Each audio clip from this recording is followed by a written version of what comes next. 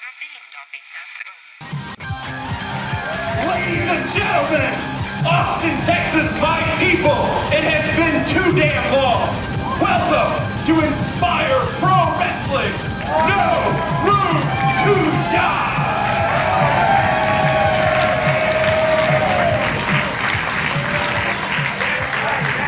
That's all the energy I have, folks. See you later. Okay, wrestling show. You guys down?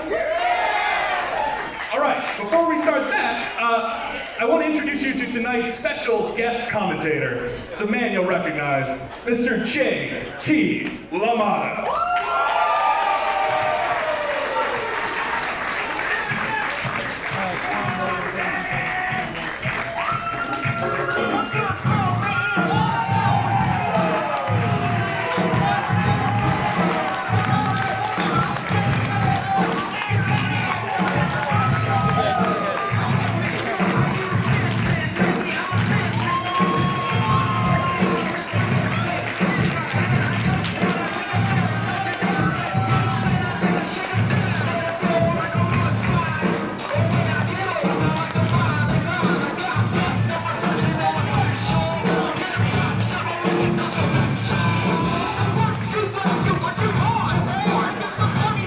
You're going to want to hear that guy's commentary, so be sure to check out our YouTube page when this show goes up. Right now, we've got all of our shows on there for free if you missed any of them, so check that out. Okay, let's go ahead and get the show started. Our first match is... Focus.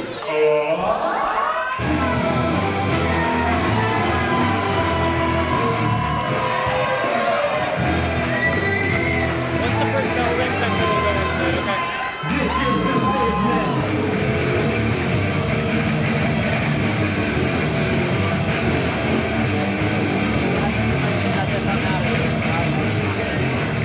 Hey, hang on a second. We always run these shows, and dudes are always coming to the ring and yanking the microphone away from me. That needs to stop, okay? Hand it up. I know I'm here. Hand it up. My name is ChrisTrue.biz. And I need everybody in this building to focus up right now, because you don't know what's about to happen. You don't know the professionalism and intensity I'm bringing to Inspire Pro Wrestling. Focus up! Focus up! I have two great big announcements for you guys tonight. Announcement number one. Next month, I am hosting a battle royal, where the winner of that battle royal gets an opportunity to work with the future professional wrestling manager of the decade, ChrisTrue.biz. Announcement number two. I am about to introduce to you guys the first person that I signed to my new movement in professional wrestling. Are you guys ready to meet the first person I have signed? Focus up and sound like a million people for Cherry Ramone!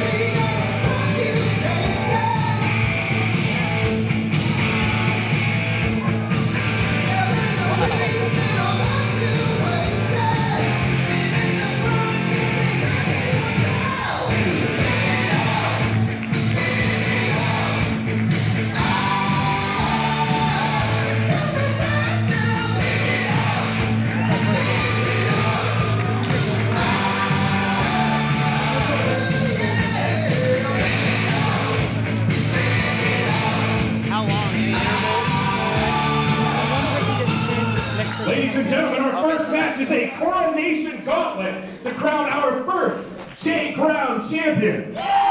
First First in the ring, our first entrant, as you heard, accompanied by Chris Drew, Doc Biz, Cherry Ramon.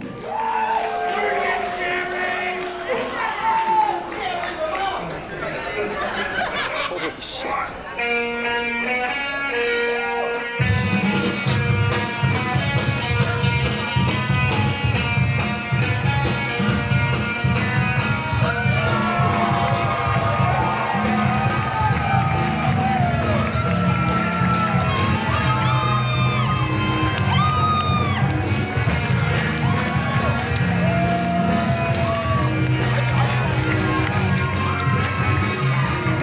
Number 2, that guy, Scot.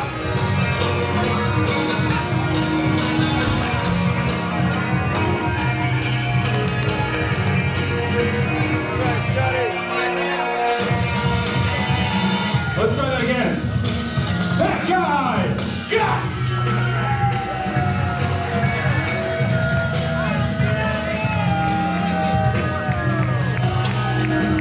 Okay, that guy.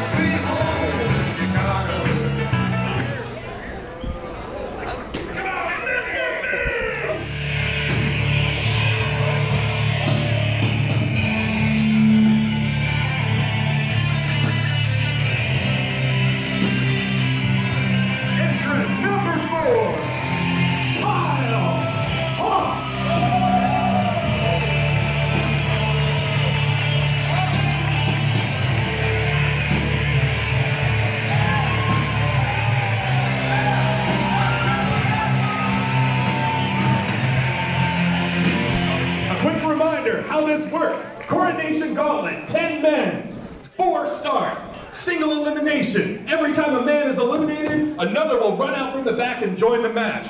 The last man standing will be our J-Crown champion.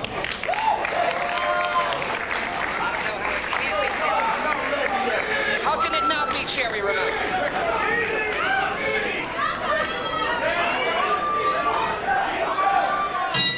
Ladies and gentlemen, we are off and running with Inspire Pro Wrestling's No Room to Die. I have the pleasure and honor to be joined at this time by the mind of wrestling himself, JT LaMotta. JT, thank you for joining me this evening. Hey, Emma. The pleasure is all yours, and it is my excitement to be back here at Inspire Pro Wrestling, No Room to Die, and there's no place I would rather be than right here in Austin, Texas tonight. Sharply dressed tonight. I wish I would have gotten the memo. Well, there was no dress code. I just wanted to come out and impress.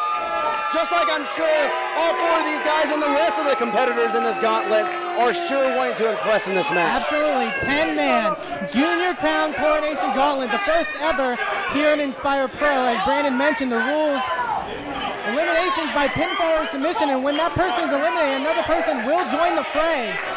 This match set up to showcase some of the younger stars, some of the up-and-coming stars all around the Texas area. And what that means, Emma, is not only the younger stars, the up-and-coming stars, the stars that are hungry, the ones that are exciting, and these guys are sure to showcase that here in this first match at Inspire tonight. And we have Cherry Ramon, who is apparently... Is he juicy, Jerry Ramon? He's very juicy. I guess, backside region? Is that the best way to put it? It's pretty juicy. I guess he's showing the assets over to the crowd here, and I don't know if they're quite appreciating it. But he's apparently aligned himself local comedian and self-professed pro wrestling manager of the decade, ChrisTrue.biz. Now, Chris True has been making a whole bunch of waves for some time here in the Austin area, and you just cannot shut the guy up, and I don't think we're going to hear the end of him anytime soon. As all 4 men, it looks like we're having some kind of test of strength standoff here, and I'm really interested to see how this is going to go. It breaks down pretty quickly. I would think Cherry would have the advantage there, but just abandoning that, and Scotty gets stumped out. Not over the top rope, pinfall or submission, causes the elimination. Now, just Scotty is, he's out. Wait a minute, here comes Mr. B! Wait a minute, right on top of Scotty Santiago. B just wiped Scotty out. There is now Cherry Ramon in there with Kyle Hawk, a man who returned not just to Texas wrestling, but to wrestling in general after serving us in Afghanistan back in February in our Pump Patrol Battle Royal. As now he whips Cherry off and comes charging. Whoa! Landing on the apron, great agility. Kyle Hawk has a lot to prove here, not only to everybody else, but to himself. Coming back and serving our country as it is broken down on the outside. Scotty and Mr. B are on the floor. Kyle Hawk taking out Cherry in for the cover. And only a one. Only at 1 count. Very fresh right now. These first opening minutes, these guys are going to be able to kick out. So you have Kyle Hawk and Cherry Ramon, you have Mr. B. Oh my! On the outside, Mr. B just tagged Scotty Santiago with Chris True's nameplate. B is looking to be, I mean, he's really a determined competitor, especially this year from what I've known. He's looking to make an impact as now. And Cherry Ramon in for that cover, but also getting a bit extra pressure, you could say. You know, he's going to have to step his game up because everybody here is also stepping their game up. Kyle Hawk back in the ring is kind of dazed and confused as Juicy. Jerry Ramon showing off the goods. Right in the kisser! His tooth just went flying. As now Kyle springs off. Oh, they got him. Down he goes. First DDT off the moonsault. And Kyle Hawk is on fire. Oh, God. Sure is. Mr. B, I don't know if you can see from the vantage point. He's got with a chair. He's going to get ready to scalp somebody, it looks like. Wait, is that stereotypical of me to say that? I guess we're just going to let that slide. Oh, no. Chris True right there causing problems as always. Chris True proving to be an important factor as now Cherry with the roll-up and the feel of the ropes. Oh, he got robbed. He was robbed as I don't think the referee saw Juicy Jerry Ramon's feet on the second ropes. Chris True just proved right there. What a travesty. That he can be a really important factor as now we have our next entrance. And it's the American Eagle making his debut here in Inspire Pro. Wait, who is this guy? And who is this? Appropriately, I would say, replacing Kyle Hawk. Obviously, of Indian descent, this man is all about America. He's all about American pride. Oh, wait a minute. The crowd knows who his name is. Love them some American Eagle as he rolls through. Up. And run we go. Where he stops, only the American Eagle knows. He's still going. Oh my. Carry through the second. It's a Steve Miller song all over again. And now it's American Eagle. Mr. B just gets Scotty Santiago in the face with a chair. This crowd's on a clear away. This thing is broken down. All 4 men now out on the floor. The action has spilled outside like a juice box handled by a 4-year-old here. I'm telling you, it's out of control. Scotty Santiago now. Oh, wait a minute. Oh, wait. Could this be? He's starting to lock him in. Just strikes down by Scotty Santiago. Santiago, a real up-and-coming competitor. A valiant effort we saw back in February in that 6-man elimination tag. Overcoming 2 of the 3 men in this matchup by himself, but succumbing to a super kick from Carson. Scotty, though, proved in that match he's got tons of heart, and he could go the distance.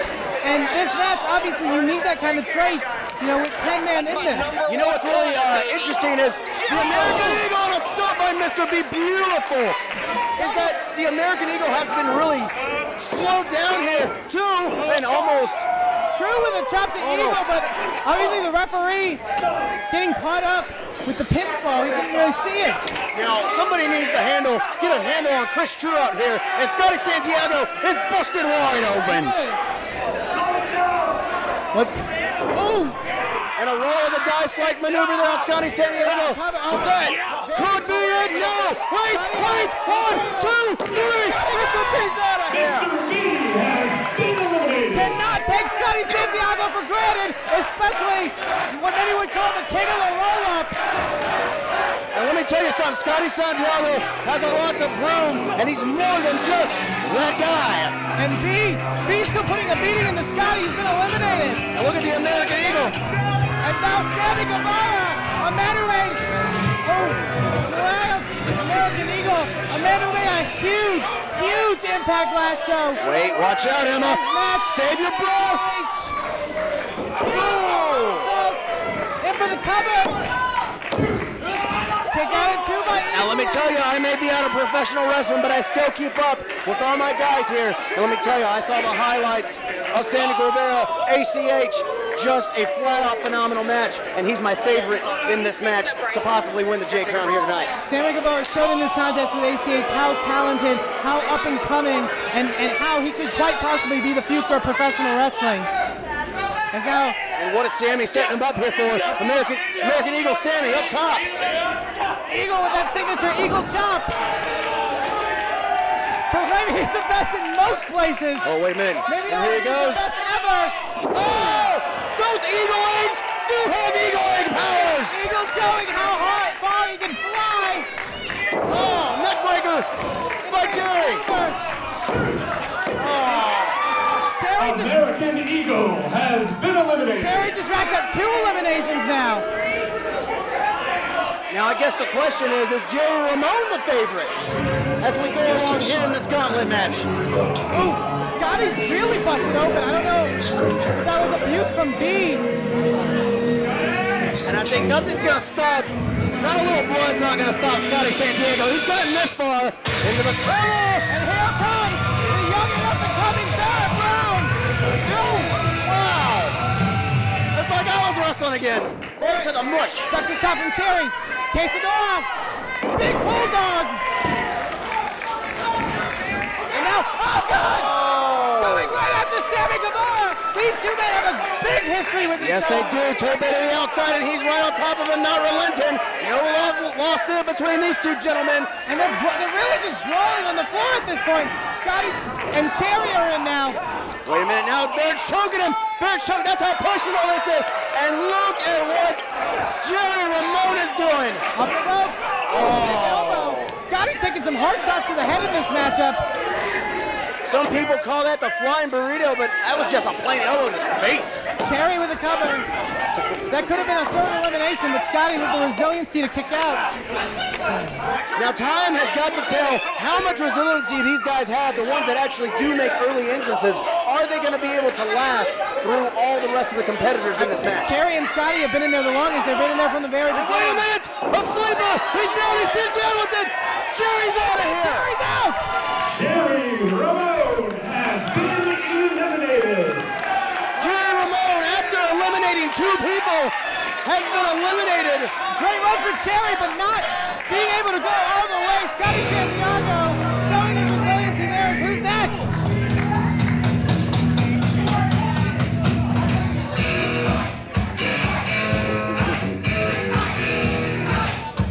Sammy. And here's Eric Ortiz, a young up-and-coming competitor. And Cherry is having a little bit of a hard time getting here out of the ring. Eric Ortiz competing all throughout Mexico. He's also competed a couple times against Sammy Guevara. He's had a bit of a history with them. Look at the shots. Springs up. Oh, beautiful. I am unfamiliar with this gentleman, and he is impressing me in these opening minutes. Caught Barrett Brown right there. And this cat can move. I like what he has to offer. Be careful. Over the top. Big time. Holy nuts. Holy nuts. And a fresh without open package. That was impressive. Absolutely. Wiping out Sammy Guevara and Barrett Brown on the outside. Now Eric Ortiz looking to take advantage, rolling Sammy Guevara back into the ring. I'm liking what I'm seeing out of Eric Ortiz. Hopefully he keeps up with it, and look at that. Wow. Sammy always having an opinion. Sometimes he can pay for that, just like he did right there. Showing that arrogance is Sammy Guevara, something he showed a great deal against ACH, and ACH really, made him pay for it, and Eric Ortiz may do the same thing, or Barrett Brown even. Oh my goodness, as Barrett, Eric are scrambling. Sammy Guevara's brain cells and caving in his chest cavity. That sound just rippled off the Marquesa Hall and Theater. And now Barrett, nice standing suplex into the cover. Eric letting Barrett know that he's not going to get anything with his assistance. He's not going to let him go down that easy. They're really just trading shots here on Sammy Guevara. He's a glutton for punishment right now. And I gotta say, this has got to be an advantage for Scotty Santiago. I think he needs to let these guys just go at it. And I think Sammy Guevara is going to have some reconstruction here. Yakuza kick to the mush on both gentlemen. Sammy Guevara is sick of the abuse, and now he's putting the shots in on Ortiz and Brown. Sammy doesn't make it very hard to not feel sorry for him or to kick his face in, but he just did the kicking right there. And look at Sammy right on top of Eric Ortiz right now. Ortiz on that second.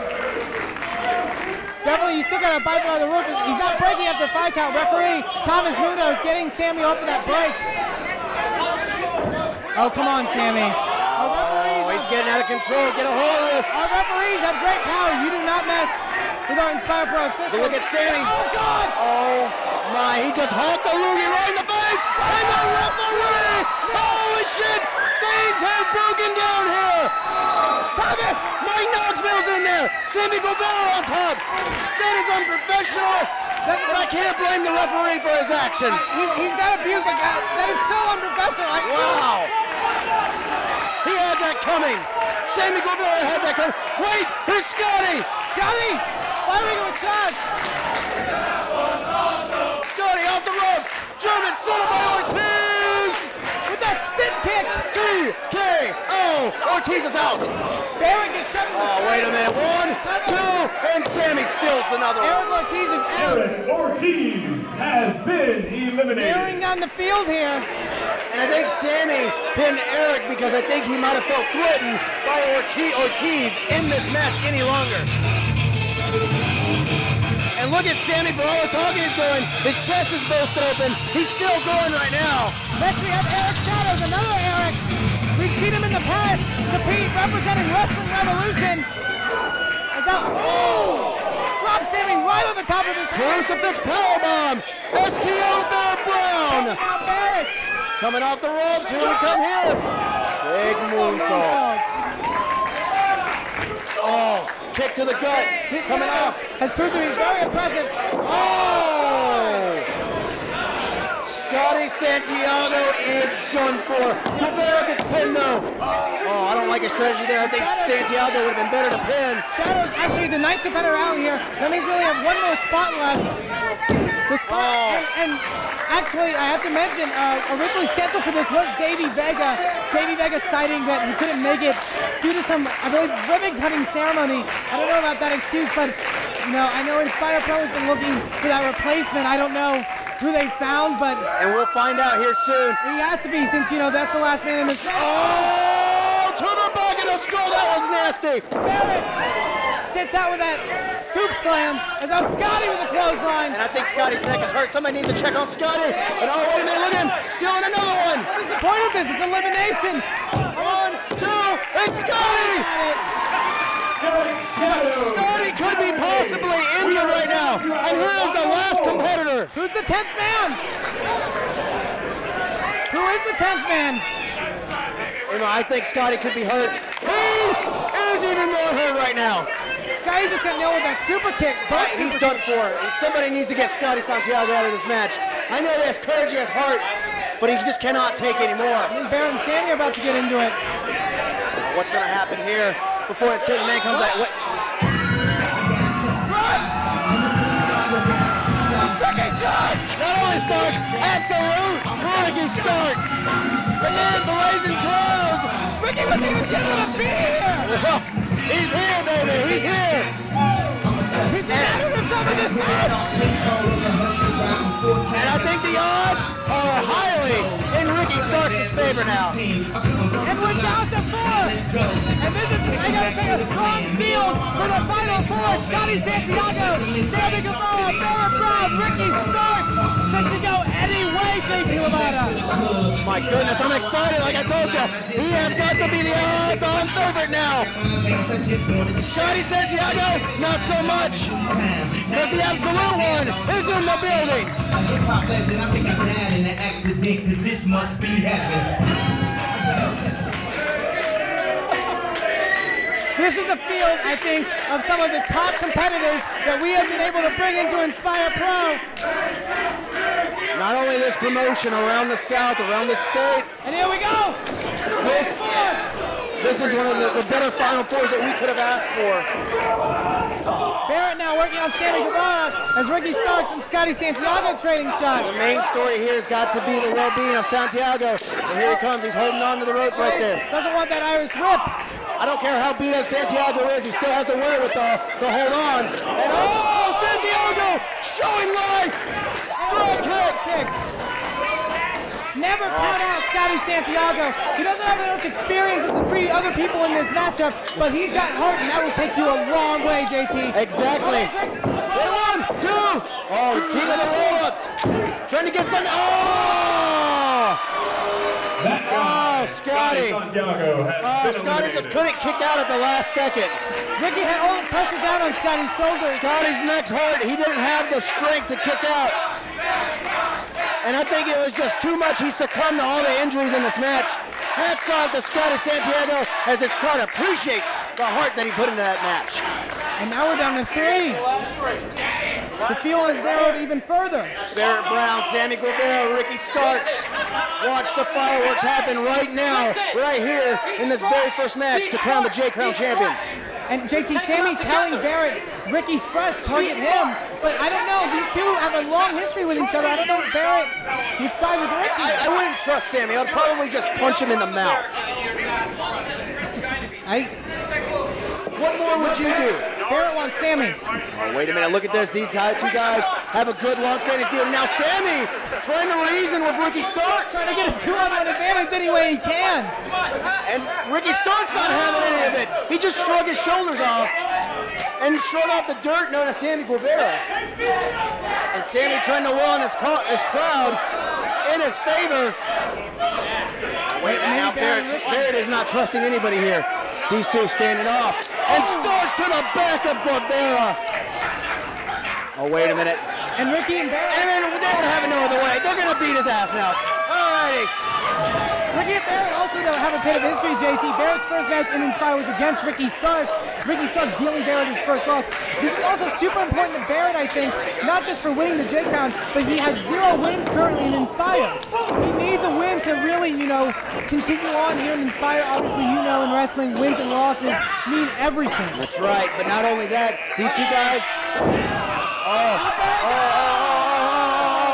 These 2 guys are going to work for a common goal, and that's getting Sammy Guevara out of this match.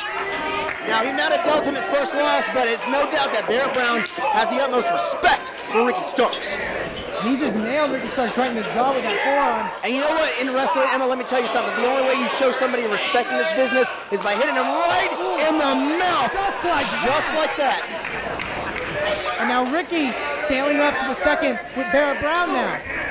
Only bad things can happen when you're in the high rent district here. And look at this, and Ricky trying to wheel Barrett's arm over him so he can set him up for a superplex. Oh, Barrett seems to be fighting it. Not anymore!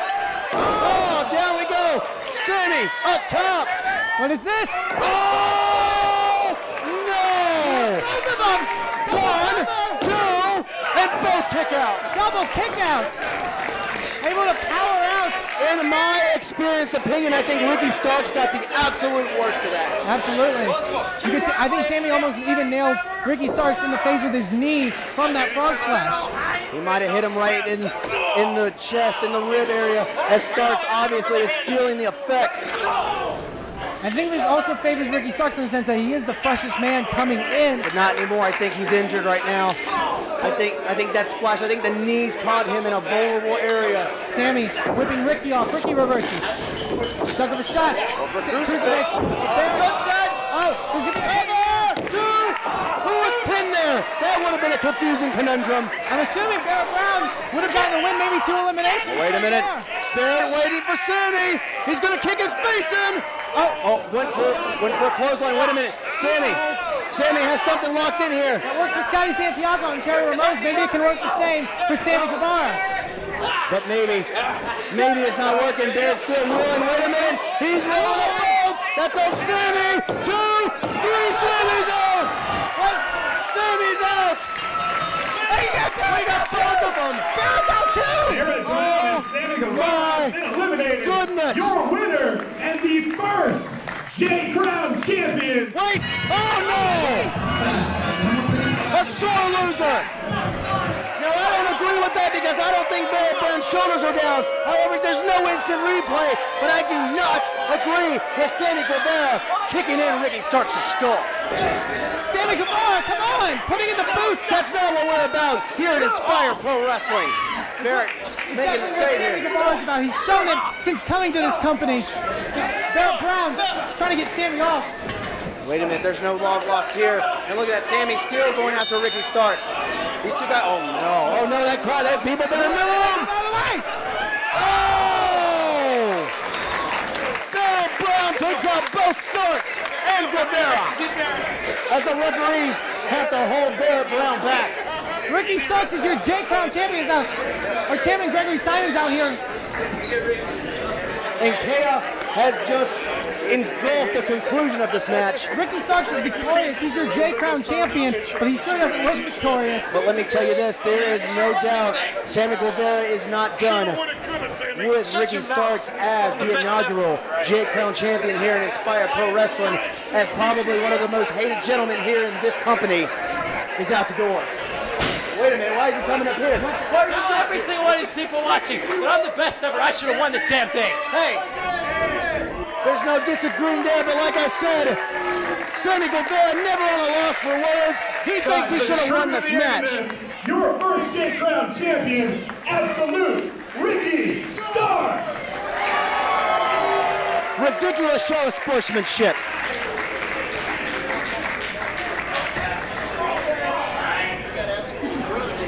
Damn, we had a whole thing planned. Crown. Anyway. Okay, so. Moving on. I'd like to introduce you to a returning special guest who has something to say to you, the Inspire Pro Wrestling fans.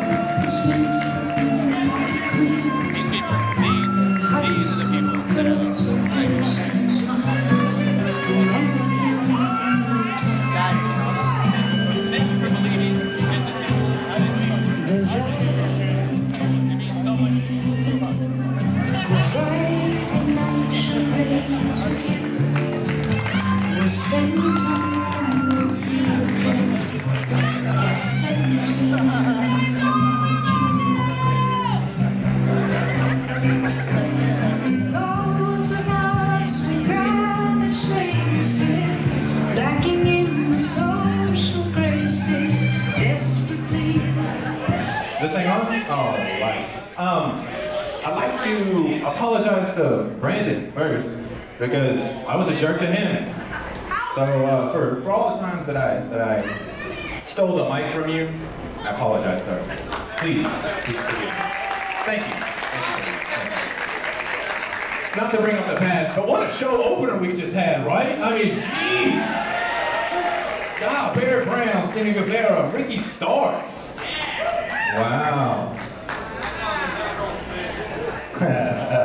I did say he had a little poop on his nose. But on to more important matters, at least for me. I'd like to apologize to all of you who I offended, those of you who I hurt, those of you who I made question my moral character by a word that I used completely out of context. What I said was inappropriate, not needed, most of all hurtful. A word that should have stayed buried long, long ago. That's why I reburied it. I don't want to take up too much time here, so I'll get on with my way. I just want to let all of you know that I'm very humbled and very eager to return and prove that if you don't believe in Jordan Jensen, just believe in Jensentivity. Thank you.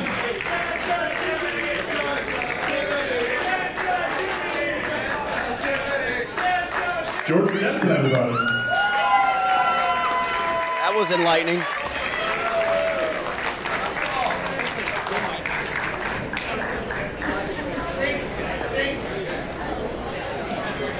That was nice. I don't get a chance to say that a lot on the wrestling show. That was nice. Okay. Our next match is a tag team match. Scheduled for one fall.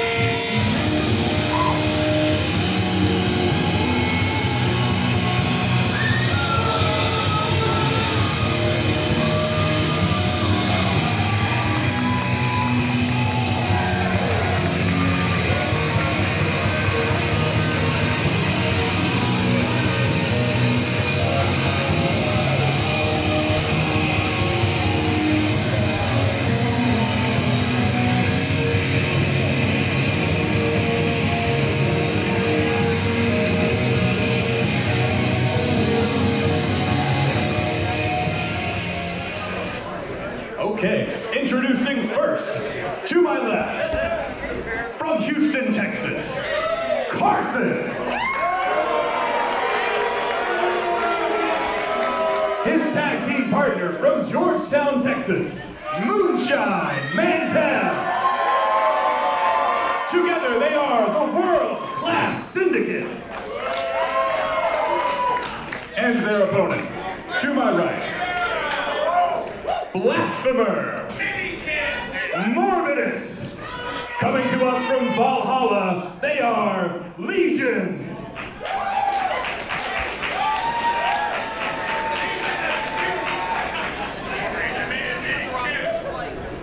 Come on, Mini Kiss. Tag team action as we continue on here at No Room to Die. Morbidus and Blasphemer of Legion taking on the much larger duo of Carson and Moonshine Mantell together with the world-class Syndicate. Right. And the world-class Syndicate quickly making work here of the Legion. And let me tell you, when I saw Moonshine Carson come out here, I was just in awe of the absolute attention that they capture here by their sheer size in the ring and their presence. It seems after that six-man tag elimination from back in February at Light the Fuse, Carson and Moonshine have put Scotty Santiago behind them. They're looking to get on the right track here, and they've definitely got the power, they've got the size, they've got, you know, pretty much the total package in professional wrestling. And look at this, Moonshine Mantell going right to work here on Morbius here.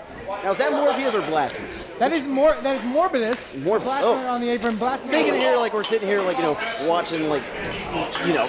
Oh, wait a minute. Oh my goodness, oh! And that's exactly what the Legion's gonna have to do against a much larger Moonshine and Carson here in this match. They're definitely at a disadvantage in the fact that they're smaller competitors, but also in the passing tag team action, they've shown a bit of problem with their teamwork. Oh, there they go. But it looks like they're on point here. As you see Jeff Gant, who is currently known as Blasphemer, who Morbidus and Blasphemer under the tutelage, I guess you could say, of Unholy Gregory James, who has a huge night tonight in the main event, taking on Mike Dell, for that Inspire Pro Championship. Now look at this. Nobody thought they would see this. Blasphemous on top of Moonshine Mantell. He's much smaller, and that's about to come into play here in just a second. And it's not going to be very good here. Jeff better be in real trouble. Breaking at the eyes, that's a good way. Blasphemer went for a ride! To no avail. That ride had no great landing here. And here's what Morbidus and Blasphemers are going to have to do. They're going to have to be speedy. They're going to have to use your speed. They're going to have to use your quickness. They're going to have to use quick tags in this match. Speed, speed, speed is the name of the game here to beat these two larger individuals, Moonshine and Carson. Neutralizing Moonshine now in their corner, very smart move in a tag team matchup.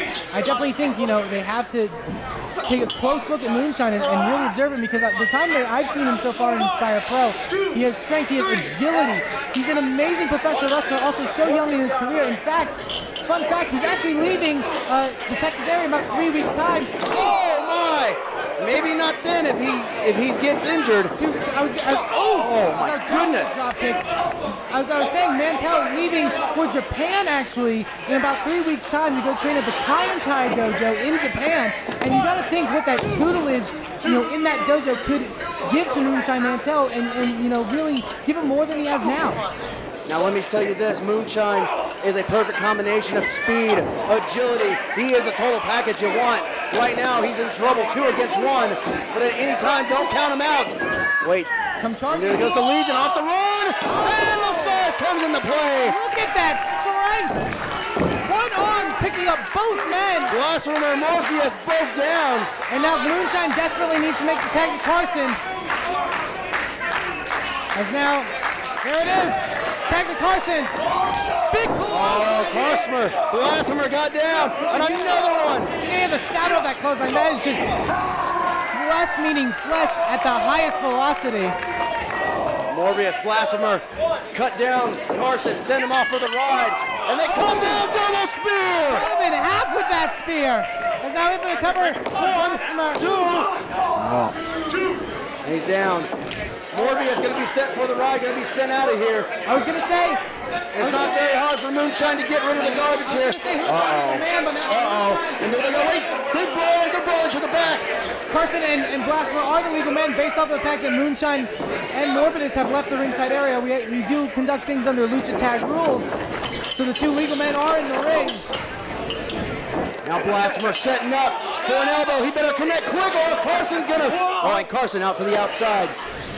Chugs him off. Oh! Carson gets hung up on the ropes. Maybe trying something for that American Eagle playbook. I think he's stealing something from there. He's going to the high rink district. This is what he has to do. Oh! Just catching... To no avail. Catching Blasphemer like a small child. He is a small child.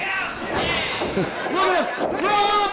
1, 2, and that's the only. Carson's fell to the roll up before. Just ask Scotty Santiago. I think he wants to forget that. Blasphemer off for the ride, goes for clothesline. And a cutter. He's down. Carson's number could have been called. Not quite yet. 2 7/8. Carson just able to take out Morbidus back out now. We don't know where Moonshine is. Morbius is here. He may have neutralized him. But now, Blasphemer. Morbidus, he tried to get it on him, and Carson still has life in him. Moonshine Mantell nowhere to be found here. Super kick at him. Blasphemer caught it. 2 and 3. Wait. That's it. And Morbius stunned by the quickness of Carson's super kick. The world-class Syndicate. And Morbidus, why would he break up that cover? Maybe he didn't want any more of Carson. I think he saved himself and let Blasphemer take the fall for that from that super kick. What a partner, I guess that is, huh?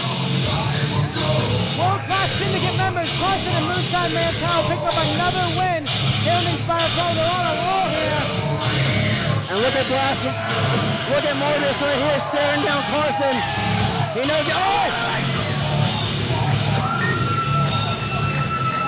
Unholy Gregory James just missed it, Carson. With some kind of fluid right in the face, and Carson's blinded. Carson's in pain. And somebody needs to get some help out here for Carl. And look at this. Gregory James not happy about what just happened.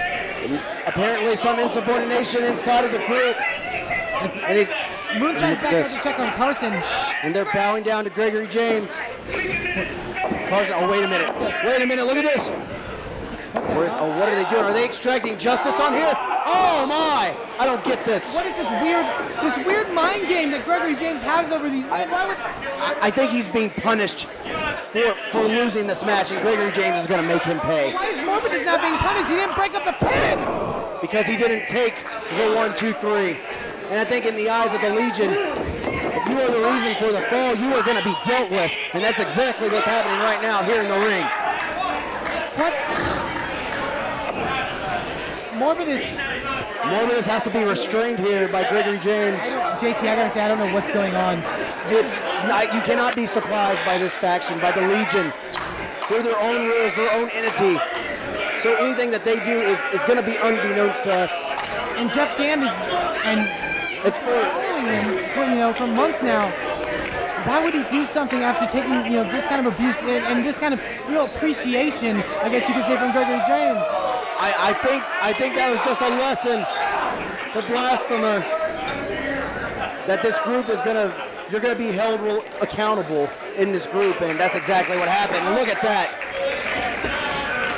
Jeff Gant, Blasphemer not wanting any help. Almost no emotion from Blasphemer as he's just walking off, taking his beating. He's just walking to the back. I mean, I don't get this.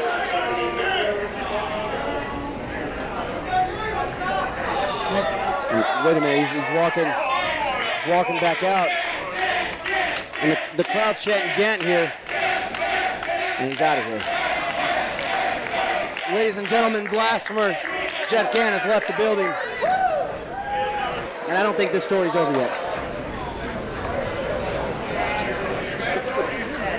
I had just started talking about how nice things were. I know I should not talk about the wrestling. Our next match is a singles match scheduled for 1 fall.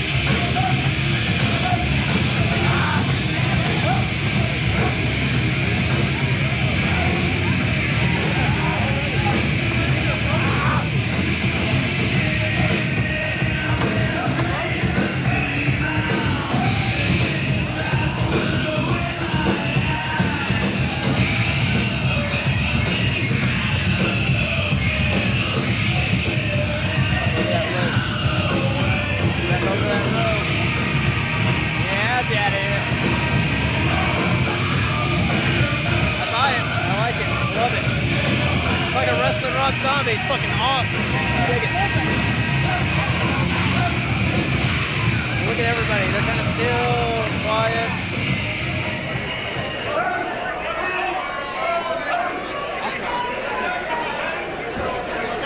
Where's he from? He's from around here? Who is he? He's actually competed in Norway too. Oh, really?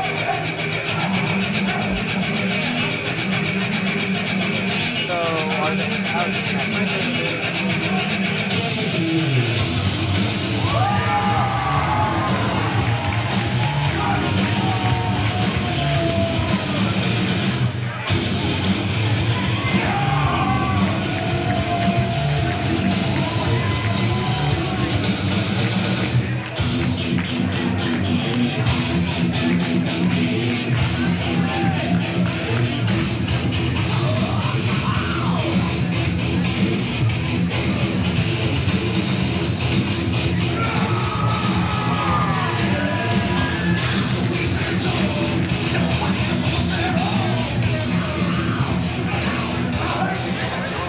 Holy shit, I need to get out of here. Introducing first to my right, from St. Louis, Missouri, Jake Durden.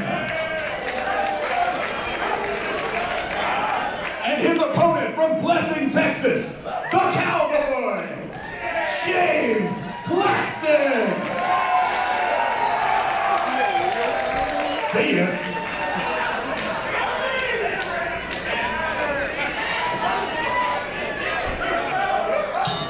And JT LaMotta, we are up and running with what is sure to be an all-out war. Emma, let me tell you something. Do you know what happens when two bulldozers crash and collide? We're about to find out right now as things are about to get really serious and really brawny with two giants and Goliaths here in the ring. James Claxton, who we've seen many times here in Inspire Pro, squaring off with a debut here in Jake DIRDEN. This man, not only a giant, not only a savage, this man has a pedigree. Not only from St. Louis, Missouri, he's competed all throughout there.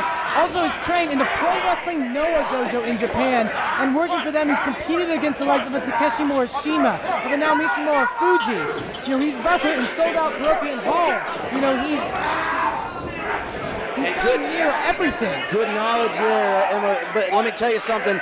These two guys are in a stalemate. These two bulls are, and it's going to get really nasty and dirty here. And this crowd really doesn't know how to react to Jake DIRDEN, because I think that they are absolutely afraid of him right now. Absolutely. You saw him earlier swinging chairs and just he's almost uncontrollable. If this stuff spills to the outside, there's no telling what could happen. These people are going to scatter like ants. As now maybe trying for a test of strength, these two men evenly matched in the strengths department. Jesus. Goodness gracious. And I think we're all waiting for the explosion to happen. Referee Thomas Munoz back out. And, you know, he got in it with Sammy Guevara in the opening contest, but I don't think he'd want to get into it with either of these men. I think he just needs to let them, you know, do what they do and just call the match. And James Claxton trying to establish control here with a wrist lock. And Jake DIRDEN powers out with a punch, and he's trying to just muscle him over. And look, Claxton still has him. These two guys are just, it's like a test of strength, test of who's actually going to be the upper dog, the big dog in this match.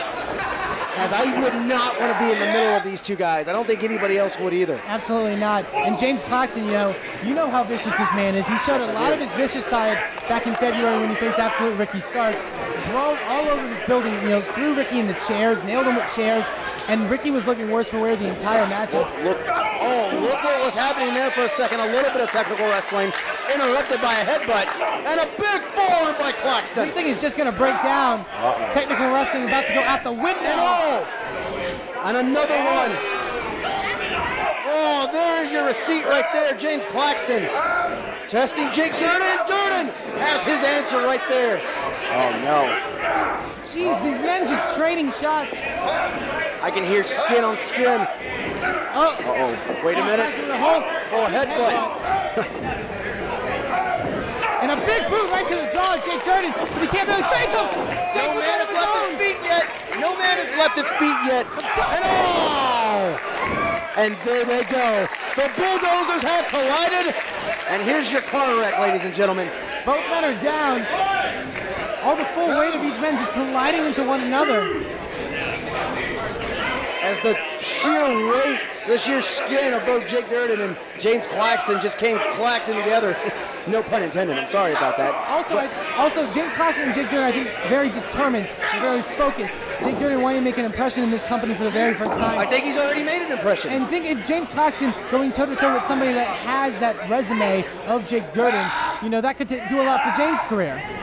Ooh. And a trading back and forth by Claxton and DIRDEN. We're once again here at a stalemate here in the middle of the ring. These men have only left their feet once, and both of them at the same time. But which one is going to be responsible for the other taking the fall here? Oh, wait a minute, look at... Both men throttling each other. And look at this, both men have each other by the throat. Who's going to win out here? Claxton has a hold of DIRDEN's face and beard. Both men break off. Almost a stalemate. No man having a distinctive shoulder blocks, but not able to budge either. Nobody goes down. Oh, hits off. Oh, beautiful. Claxton went for a clothesline. Met by a boot by DIRDEN and turned around. DIRDEN able to kick out, or excuse me, Claxton able to kick out too. That was beautiful by DIRDEN, and we can safely say DIRDEN has the upper hand now. My question to you is, what is that thumb taped up for? Is that some kind of Asiatic spike that he has there? As DIRDEN, pow, right in the kisser. That was right on the money, JT LaMotta. If money was a check. That check has just been cashed with James Claxton's face. Amazing. I want to see more of that. DIRDEN. Oh, wait a minute. He's got that thumb out. Oh, he does. That may come into play. I'm telling you, it's a spike. I've seen this in Japan. I've seen it in Japan, and look at this. He's stopping it. Claxton, very smart. He's biting it. Good Christ. And DIRDEN clubs him in the back. These men are just, I mean, this is really just a slugfest, JT. Wait a minute, he got a hold of him. The spike! He's trying to go for it again. Blocked by Claxton. He's blocking right now, biting the opposite hand. And now Claxton, oh, but DIRDEN ducks a shot. Oh! Took his head off. Claxton has it. 1, 2, that's it. And it is. Wow. It doesn't get Here is your winner, any more simplistic than that. James Claxton. That was a brawl of all sorts. That huge lariat from James Claxton. The one thing that was able to ground Jake DIRDEN, and it was enough to get the victory. A huge victory, might I add, for James Claxton. My question to you is this the last we've seen of Jake DIRDEN? I sure hope not. I sure hope not. And look at this, what's happening now. I don't think this is over.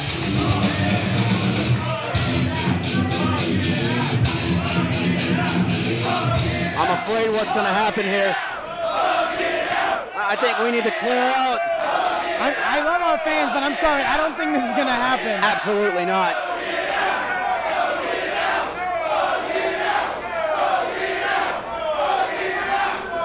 Claxton asking for a cold one. Look at that! Let's hear it one more time for Cowboy James Claxton. Not a hug, but maybe a sign of respect. DIRDEN. Not a hug, not a handshake, but a beer amongst men means the most. Both men earning each other's respect. Both men very impressive, but the Cowboy James Claxton picking up the victory as Jake DIRDEN is about to get wild here in Marquesa Hall Theater.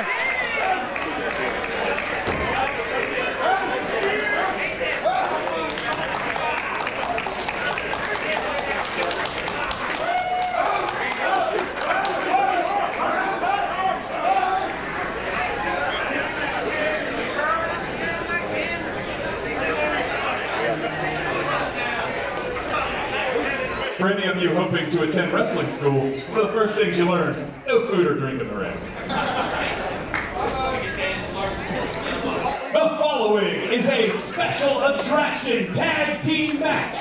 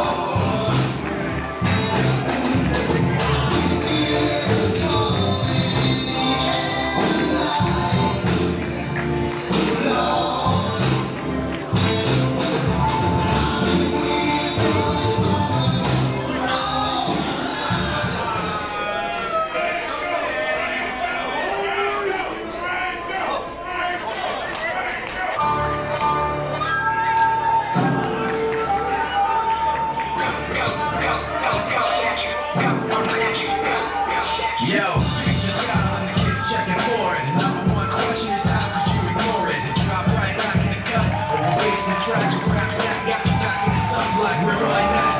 Just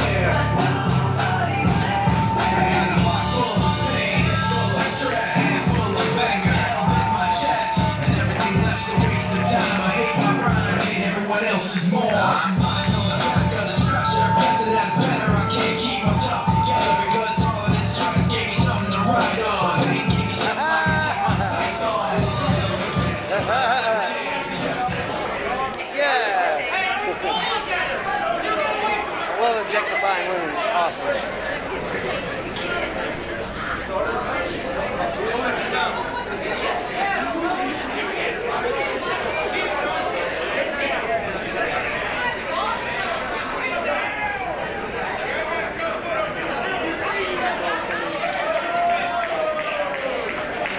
Introducing first, representing the Center of Perfection. He hails from Buffalo, New York. He is centerfold Matthew Palmer.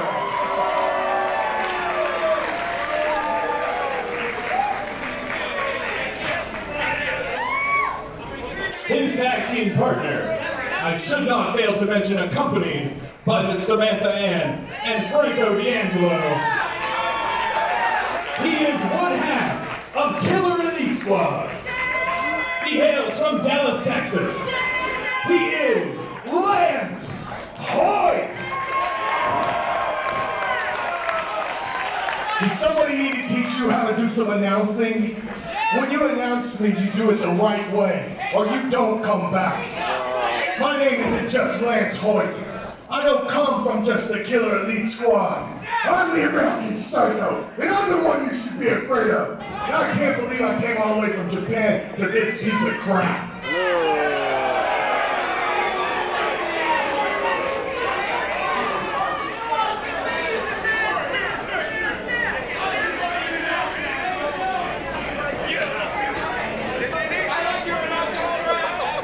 Thank you.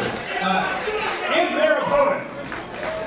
First, from Kyoto, Japan, he is a former Chikara Young Lions Cup champion. This is Tadasuke!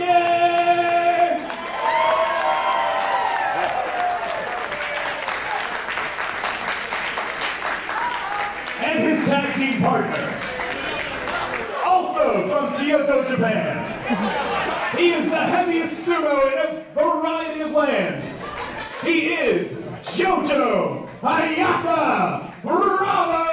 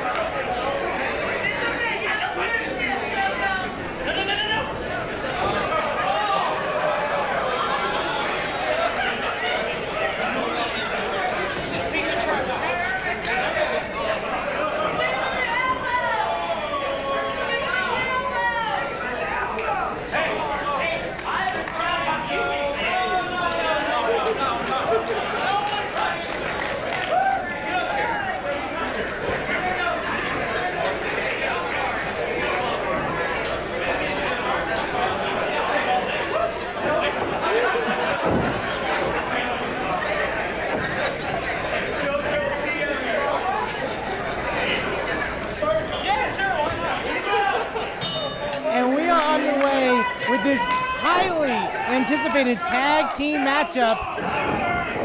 A lot of Japanese flavor in here, and we are off to a start. And now Jojo dropping Palmer with the Bulldog. Palmer, member of the Center of Perfection, teaming with, I guess you could say, an honorary member of the Center of Perfection, Lance Hoyt, otherwise known as Lance Archer of New Japan Pro Wrestling. And look at this, we're off to a quick start here. Both guys from Kyoto, Japan. Jojo tags in former Chikara Young Lions Cup champion, member of the Osaka Pro Wrestling promotion, Tadasuke. And I'm really fascinated to see what Tadasuke has to offer us here tonight at Inspire Pro. And look at the teamwork here. Jojo Bravo, a big fan of Tadasuke. Tadasuke also, I think, a bit infatuated with Samantha Ann at ringside. How could you not look at the size of them cans? I mean, I'm sorry, she's beautiful. I do agree again. There you go. Samantha and Franco D'Angelo on the outside. I'm not here to objectify women, only watch other people objectify them themselves. Tadasuke with that big elbow to the back of the head. This is a very interesting team between Jojo and Tadasuke. And I think Tadasuke is working out his night plans with Samantha Ann right now.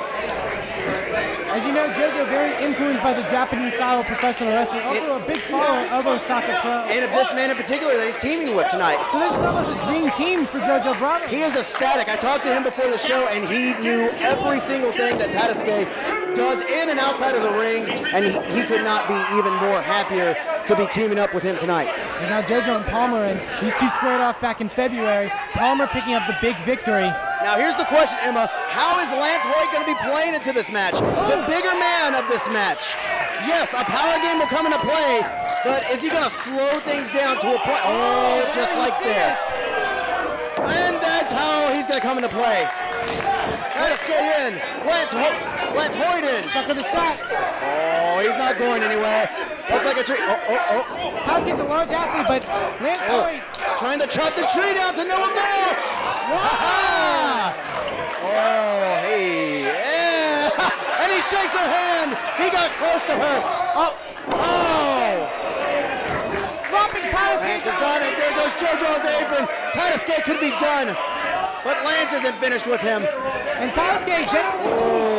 short arm vicious clothesline from the American Psycho. Tadasuke generally a larger competitor in Japan, but Lance Hoyt, when you step in the ring with him, he dwarfs near everyone. And you can see Matthew Palmer on the apron really enjoying having Lance Hoyt by his side because of the damage that he's inflicting right now to Tadasuke. Not only that, Matt Palmer is also able to control the pace from the outside. Yeah. He's able to dictate what Lance Hoyt does, and oh, look at that.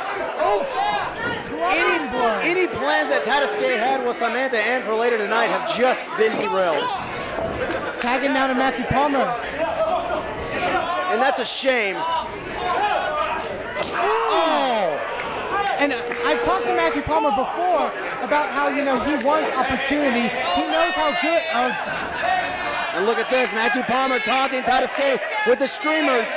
Matthew Palmer not a fan of the Japanese style or people's appreciation here. Matthew Palmer, a very amazing professional wrestler, as you know, JT. But, you know, traditionally being, you know, in Texas, competing in Texas, he wants more opportunity. He wants 2014 to be his year, and going against somebody with, you know, the repertoire and the resume of Tadasuke, that can really help Palmer here. He knows that. He's very aware of that, and he's going to take full advantage of it. He's going to try to hurt him, as we got a Tadasuke chant going on right now. Trying to rally behind Tadasuke, but he's in a world of hurt as Lance Hoyt in now.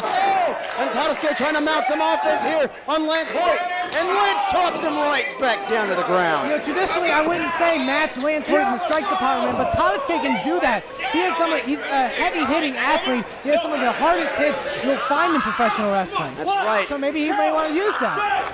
Lance has been no slouch for years here in professional wrestling, whether it's been in the WWE, whether it's been in New Japan, and that has prefaced his style recently. Working with the Japanese wrestlers in New Japan Pro Wrestling has really brought out the aggressiveness in Lance Hoyt. Lance Hoyt's done it all. He's faced near everyone. And when you faced everyone, that means you have experience. You know how to hurt people. Not only that, but you know how to keep them from coming back for more. And those 3 scoop slams by Lance Hoyt could do just that. One-handed cover by Jojo.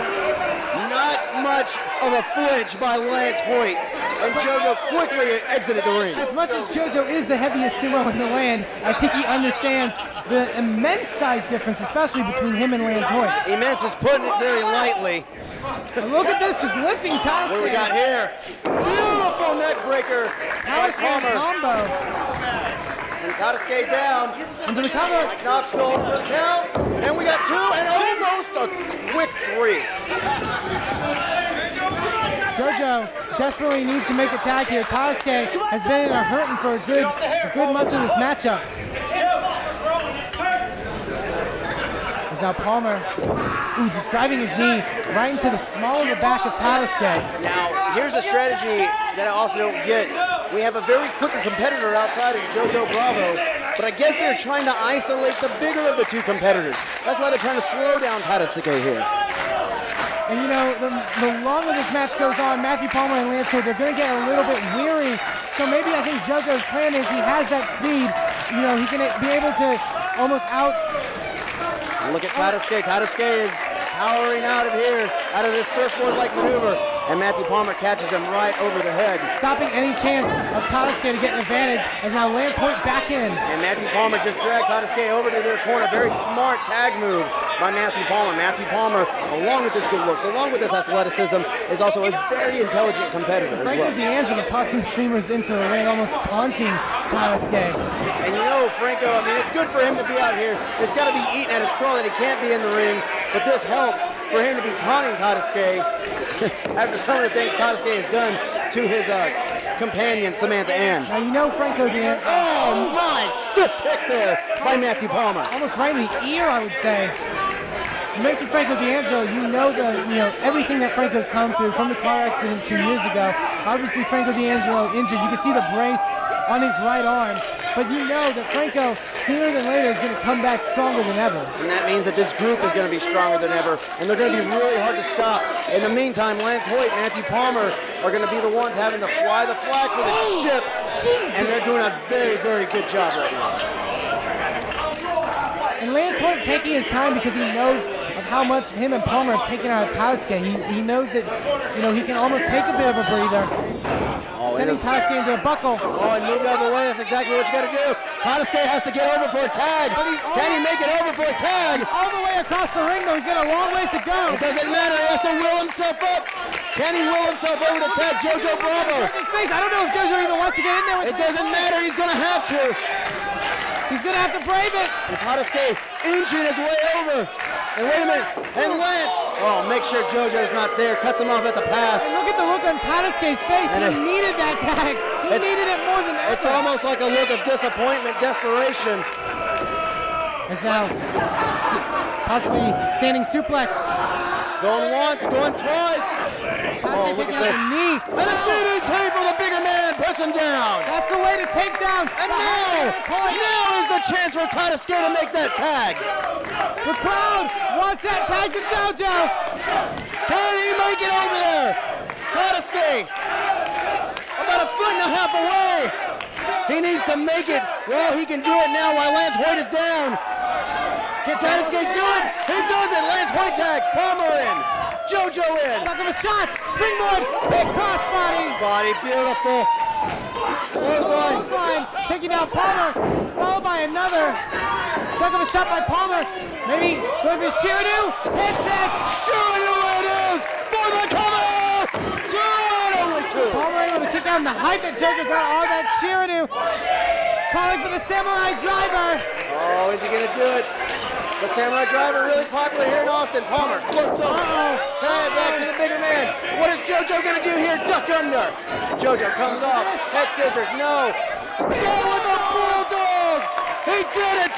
He did it, ladies and gentlemen. I don't know how he did it, JT LaMotta, but Jojo probably just took down Lance Hoyt. And here's the exclamation point by Jojo Bravo. To the top. There's no doubt in that exclamation point. I spoke too soon. Oh no. Blackout. Oh! Stomach claw! And he just pulled it out. Tadasuke. He has a soul. Setting Palmer. Palmer to the outside. Oh, wait a minute. Oh no! Give him energy. They both go off. Oh! He took Lance Hoyt's energy. Used it on him. Jojo 1, 2. Power out. Didn't quite get it done. Jojo, you need to stay on him though. Tadasuke didn't take enough energy from Lance Hoyt. Jojo on the run. Back over. Oh no. Blackout going for it. Can Jojo squirm his way out? He just did. Drop kick to the back. Wait a minute, Samantha. Come on, Samantha, get off the apron. Getting up on there. Wait a minute. And Franco's with that brace. Oh, Franco shouldn't even be in there. The referee too busy with Samantha Ann on the opposite side to see what Franco D'Angelo did to Jojo Bravo. And now this could be it. Blackout here by Lance Hoyt. Jojo Bravo. That has got to be it. And it is. Here are your winners, Centerfold, Matthew Palmer, and the American Psycho. A valiant effort by Tadasuke, Jojo Bravo. Jojo Jojo Bravo, you can't, take anything away from him. He gave it his all. TadaSUKE gave it his all. The center of perfection is too much to overcome. No, come on, Matthew Palmer. Jeez.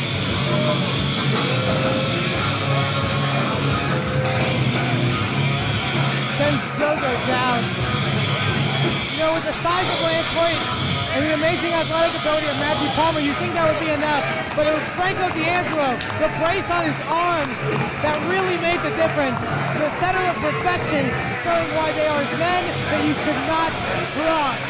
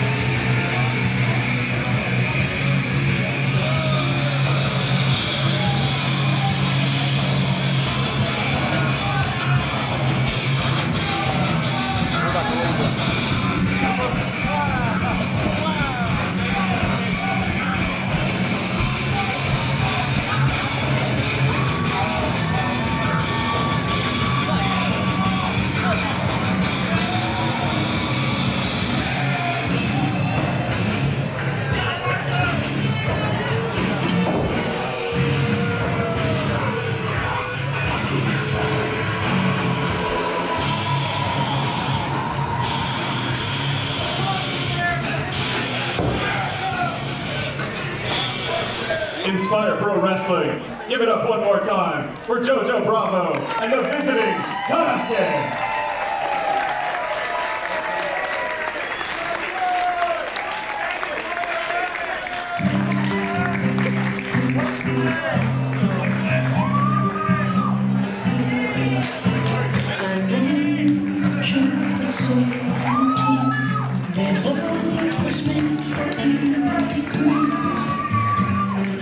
Taking Jordan Jensen out now.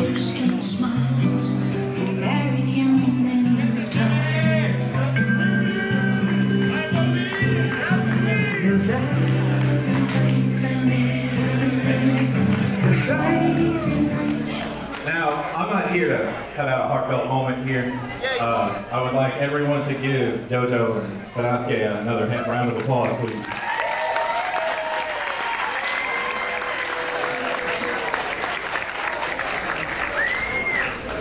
Oh, Jojo, I need to tell you something, but I'd like TadaSUKE to leave.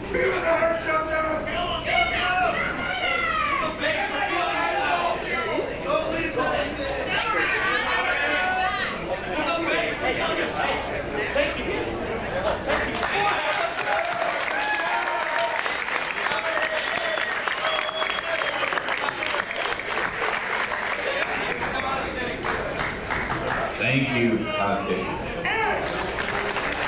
Jojo, now I know this is a little strange. Yeah. You got bigger balls than Lance Archer to come out here and talk to me. Pretty big balls. The biggest balls. Maybe. The American Psycho balls. After everything that's happened between us, from becoming tag champs across the pond to what happened at the first show here, Jojo, I really need to tell you something from the bottom of my heart, Jojo. Wait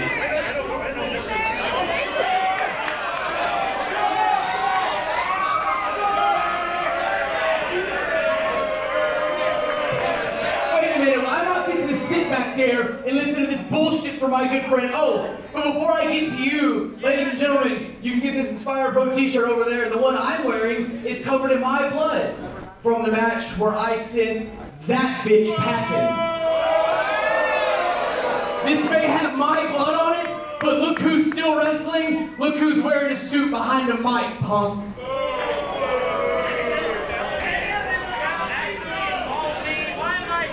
Hey, look, Jar Jar Binks or whatever, you could go into the corner because I'm talking to the man here about something, all right? I have nothing to say to you. You just had a hell of a match, buddy. You lost, but you had a hell of a match. So go sit in the corner, do some yoga. Hey, buddy, no one else is chanting. Can you shut the hell up? Hey, you can go do some yoga or some Pilates or something. I'm gonna have a talk through with Jordan. You know what, Dalton? After everything that happened from last time I was here, it's Shots fired. You know what? Don't owe an apology to? You. You know what? I'm not sorry for this.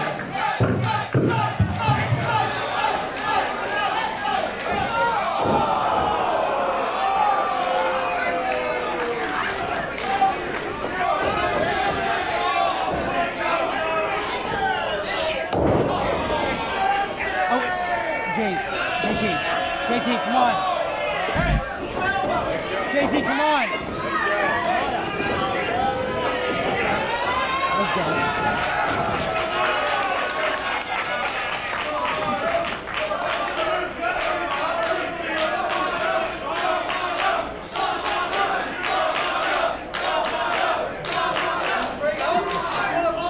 You're a hashtag winner, punk. Get your ass out of my ring.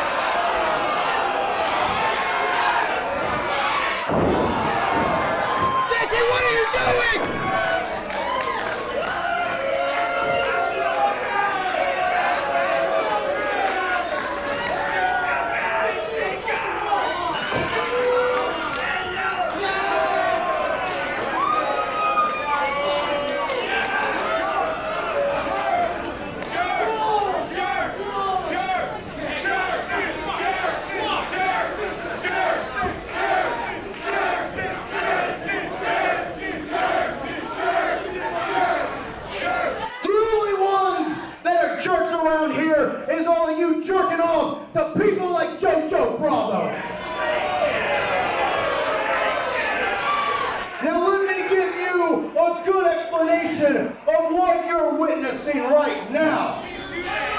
JT-LaMotta, why would you join forces with Dirty Andy Dalton, Jordan Jensen? Why not? Nobody has bothered to call me since I retired. Not the boys, not any of you thankless fans. Have I put my life on the line for each and every single year that was lost by me? So let me tell you what I'm gonna do. Nobody back there could take my spot in the ring if I was still in the ring today. If you don't know, if you watch some other promotions, all they do is just steal my spots, if you know what I'm saying. I'm the creator, I'm the innovator, and right now, I am gonna create something. I'm gonna create something that is going to take this place down inch by inch. I hold the lighter. These two guys are the gasoline, and we are gonna watch Inspire Pro Wrestling burn to the ground.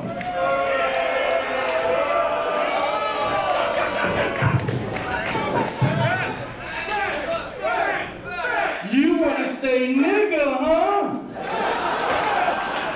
You thought I was sitting over there to watch this show? No, you bastard. I came to fuck you up. You wanna say the nigga word? Let's say it together. Say it now, bitch. Say nigga, I dare you. And you, JT-LaMotta,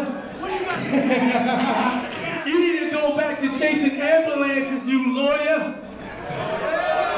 And Dalton, don't let me get started with you. Because, yo, I'm gonna get my hands on you, man. I'm gonna fuck you up. You're a corny ass dude, man. But yo, everybody knows that N-word, I own that. So I come to collect my nigga royalties. You know what I'm saying? I want my payment. It's time to pay. Pay up, man. Make it rain up in this bitch and give me my nigga royalties because I'm gonna mess you up.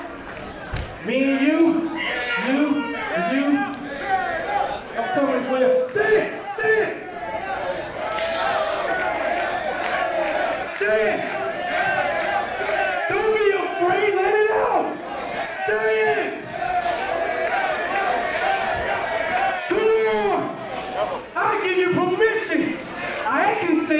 They can say it, you can't say it.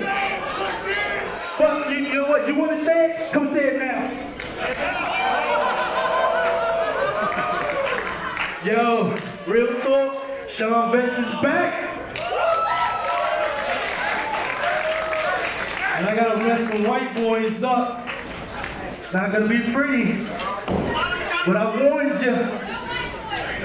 Nigga royalty. World tour, baby. I'm gonna go sit over there and get drunk some more, cause you don't wanna do shit. Go collect your welfare, bitch. You know, Dalton, that's funny you talk about welfare because your mom don't have a problem eating government cheese.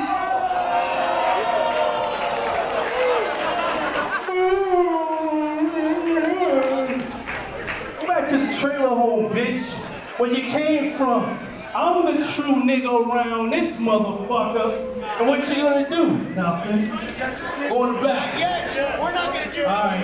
When we wanna do it. Jason tipping my ass. Yeah, that was some corny ass shit, man.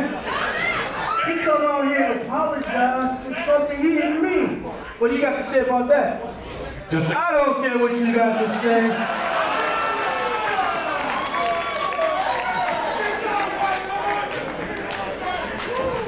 Sean Vance, everybody.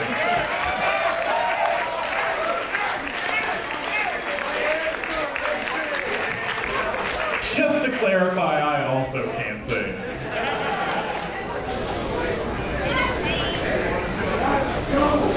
And it's, I guess we're gonna have this no DQ match now. With the Miss Dyslexia. And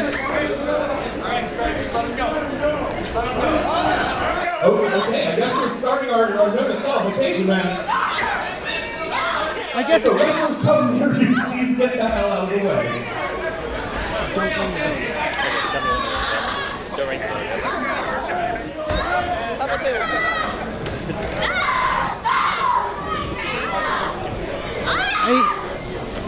I'm sorry, folks. We were having intermission, and now we have Miss Dyslexia and Paige Turner. No disqualification. Charlie Vaughn's out here. Charlie Vaughn got beat out of the entrance.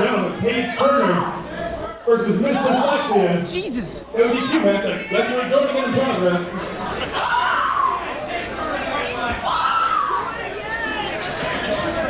I'm sorry, folks. I'm at a loss for words. Please get out of the way if they come on your way. We were halfway through intermission, and I guess this has already started in the back, and now we've worked our way out.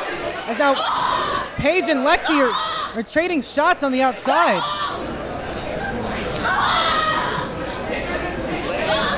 And now this really is broken down, folks. I don't know. I honestly don't know how to call this. We were scheduled to have a no DQ match. Obviously, oh God, just nailed Charlie. These two faced off last month, and with controversial fashion, Charlie sort of almost distracting Lexi and getting evicted, and Charlie's trying to get in there. Oh, Jesus. And Charlie's out here in her Argyle sweater and was scheduled to come out with Paige Turner. This match, I mean, I haven't heard a bell. This hasn't even begun yet. What? Paige just grabbed a book from the audience!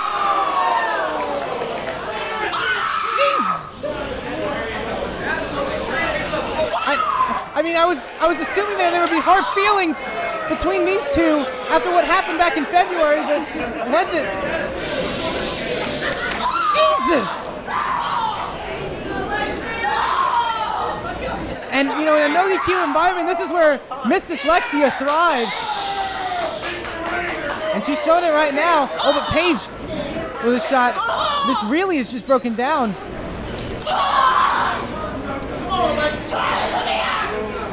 Paige ordering Charlie to come here. Charlie's now putting in shots. Obviously, that would be Paige's advantage in this no DQ matchup because she has Charlie with her. Oh! Miss Dyslexia, her head just went careening off of the ring post.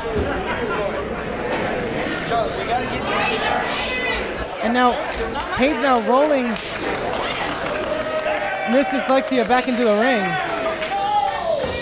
Aiming all hell has broken loose here. This is pandemonium. These two could not be contained in the locker room. Apparently not. Greg Simons couldn't contain him. I And even- couldn't speak any look at this logic to him. And I noticed Paige ordering Charlie to get her book. Look at this control that Paige has had over Charlie. Charlie, I mentioned back in February, a young student training at the American Academy of Professional Wrestling, was The book of knowledge. Charlie Vaughn has.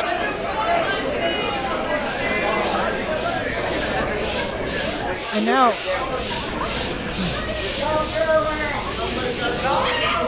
oh God, just caught right in the face.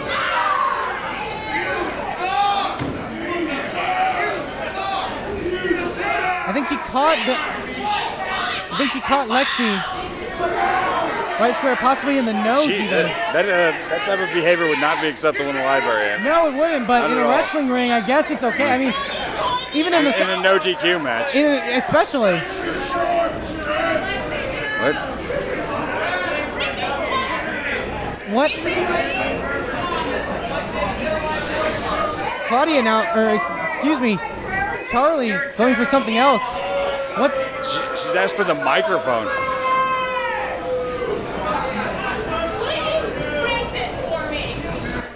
What the hell?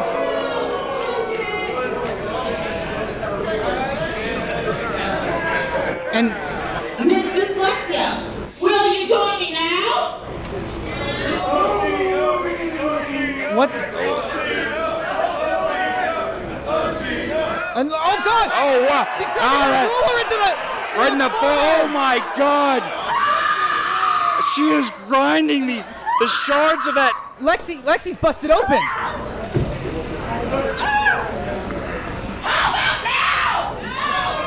Jesus. This what has gotten into Paige Turner? Just screaming. Our guest at this time, George Delisa, I'm going to get the hell out of here. George, go ahead. Well, Vince, I'll tell you, man, I'm just excited to see this match going on. These girls have been laying it in there. George, one of your students, Charlie Vaughn, and joining Paige Turner, and absolutely, Charlie Vaughn seems to have an idea of what this, but the wrong way. This girl is standing there just waiting for this continuous punishment on this poor girl right now, and again, her partner is right now. They're talking these things over. It's humiliating. She's really doing Paige's bidding, really, telling, and I think she just told Lexi to lay down. No, not that. Oh my gosh, that's incredible. That's totally one-sided. Wow.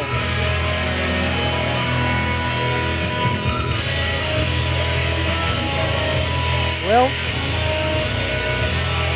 and look at Charlie Vaughn, my student right now, has got the upper turn of trying to deal with these type of people. I think that's wrong. This type of wrestling. Charlie's wiping off the blood of Miss Dyslexia. And she's hurt. Your winner, She's really. Paige Turner. George, I really don't know what to say about this, how to call it. Oh my gosh, look at her. Oh my gosh, they've taken her and this poor girl, now they're going to make her part of their organization. No, she's resisting. She says no. Lexi can't be thinking about this. Oh no. The fans are asking her not to do it. Look at the look on Lexi's face. She can't honestly be contemplating this, George. Right now, it seems like she's already. Oh no! Tell her not to do it. Oh, the fans are protesting this, and this is not right. Again.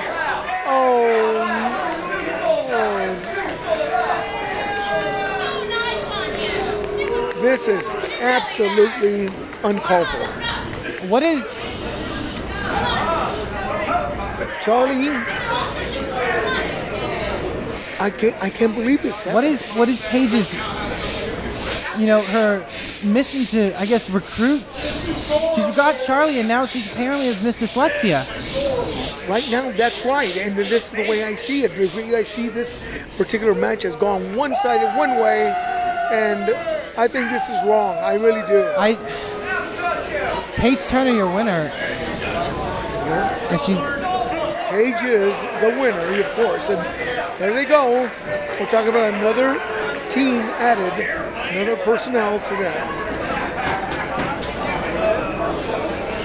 Way down this country road in the holler, where they make that moonshine feel.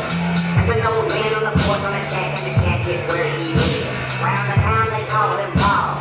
It's Paul from Only the Hill. And every time Paul does swing a hole, you can hear that home. Sing from the very of the Bible. There were all the people that but they can't find no one, no man, no good, no friend without gun. I remember that it's my home. Always when I walk, it's got my heart.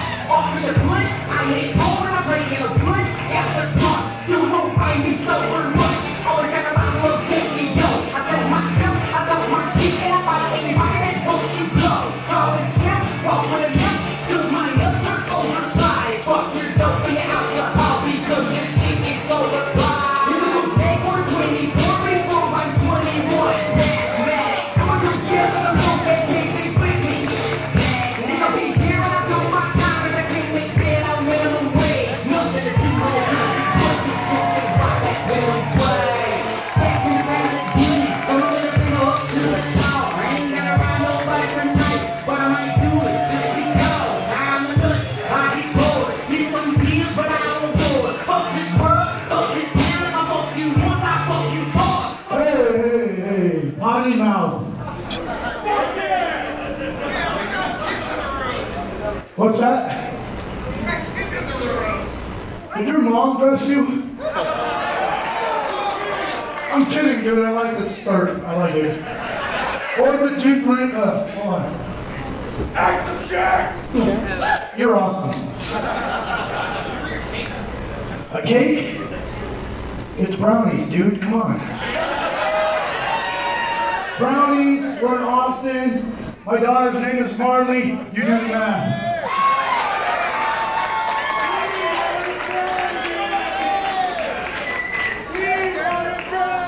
I ate the brownies.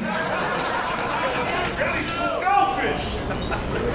Hey, never. All right.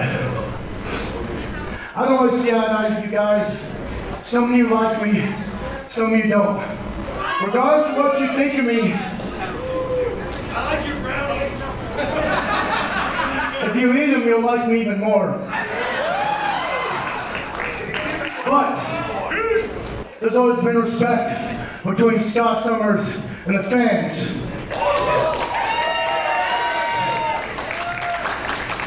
When you lose respect for somebody, it's hard. You know, there's no going back, right? And when you're a little bit crazy, like I'm crazy, it's just really hard. What's up? It's really hard to get over stuff. So I'm not getting, no, I'm not blown up. I just smoked earlier. Give me a second. Something I didn't get over is Greg Simons. Greg Simons, do me a favor, sir, and bring your pretty ASS out here.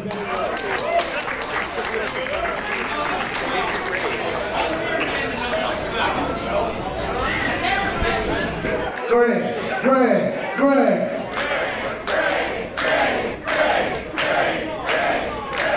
Come on, dude. This is the first time women are ever going to say your name. Let's go.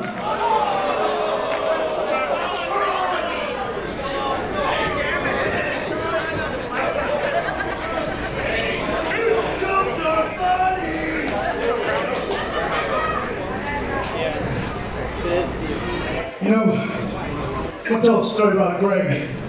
Well, 5 or 6 years ago, Mr. Simons and I fought in this building at another company. I didn't know him and he didn't know me. And this is one of those times when you get in the ring and it was organic and everybody in the building remembered that match.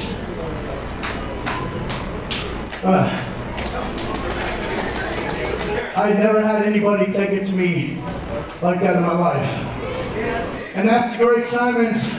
I love and respect it as a brother. No, I said love. See, when I thought you were coming here, I thought you were the old Greg Simons.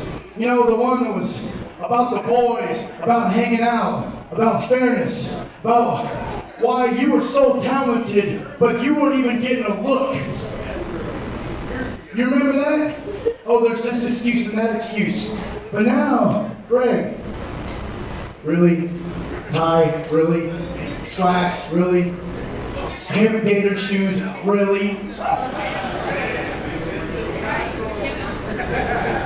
The point is this. This is really hard for me because I medicated myself all day and all week so I didn't come out here and punch you in your face. But I know physical fight for you, I already knocked you out in front of everybody in this building. It's not going to do anything. Loosen up your tie. You want me to help you? Loosen it up. Look, while you're at it, I got something to fill your outfits. You see this?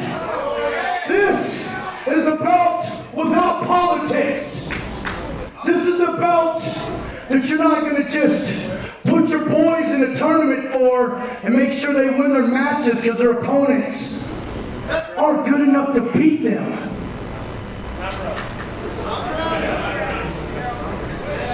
This belt, you know what? It is for the people that eat brownies. It is for the people that work the 9-to-5 jobs. It is for every blue-collar person in here that paid their last 10, 20 bucks to watch us entertain them. It's not for you spoiled corporate punk asses that just want to do what's good for business or do what's best for the company. This is pro wrestling. And for a long time, lady, I'm going to come out there and slap you so hard you're going to be pregnant.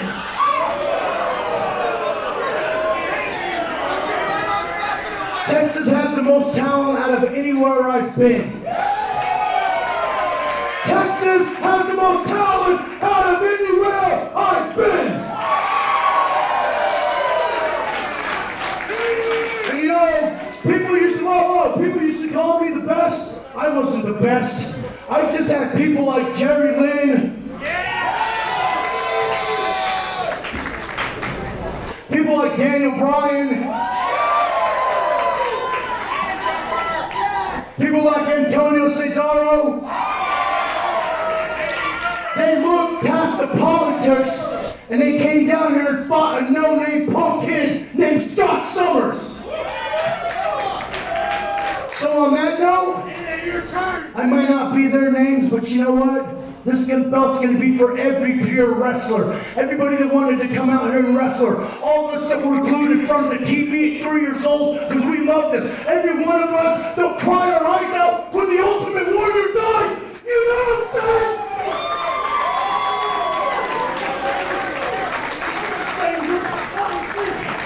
The minute you put on that tie, you changed. It sounds cliche. This isn't the people's belt and all that crap. This is a pro wrestling belt. This belt's for the boys, by the boys.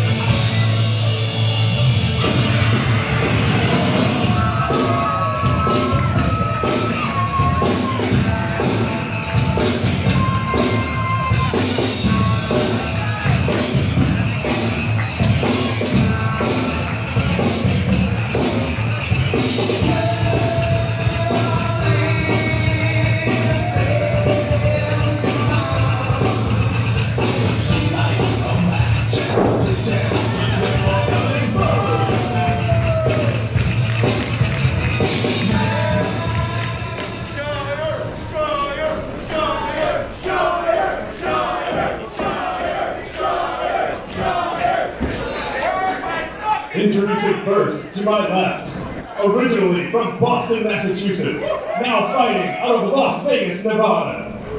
He is the world-class power. Showtime, Scott Summer.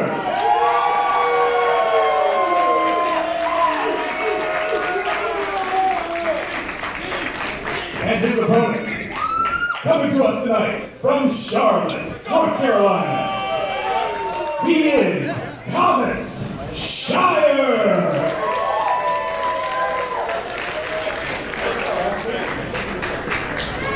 You know, ladies and gentlemen, we've had a lot of great Japanese talent, a lot of great wrestlers from Japan.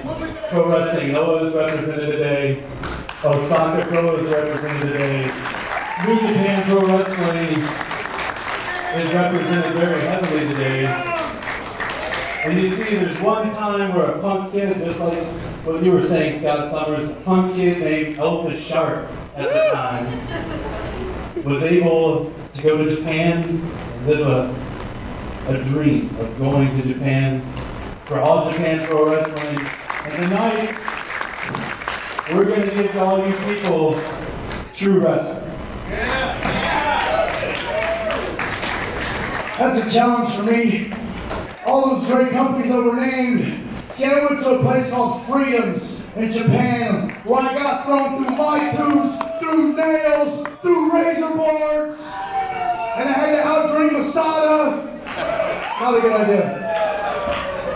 So I'll tell you what, I like it. No chairs, no sticks, no thumbtacks. We're gonna wrestle. You wanna wrestle?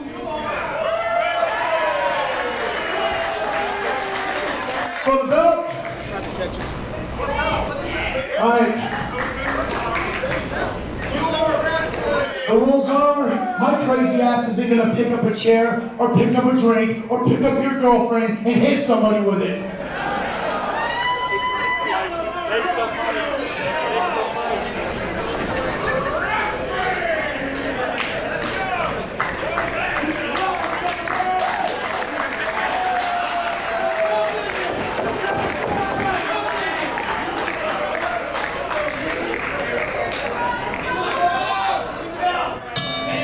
Ladies and gentlemen, we are underway, continuing here at No Room to Die.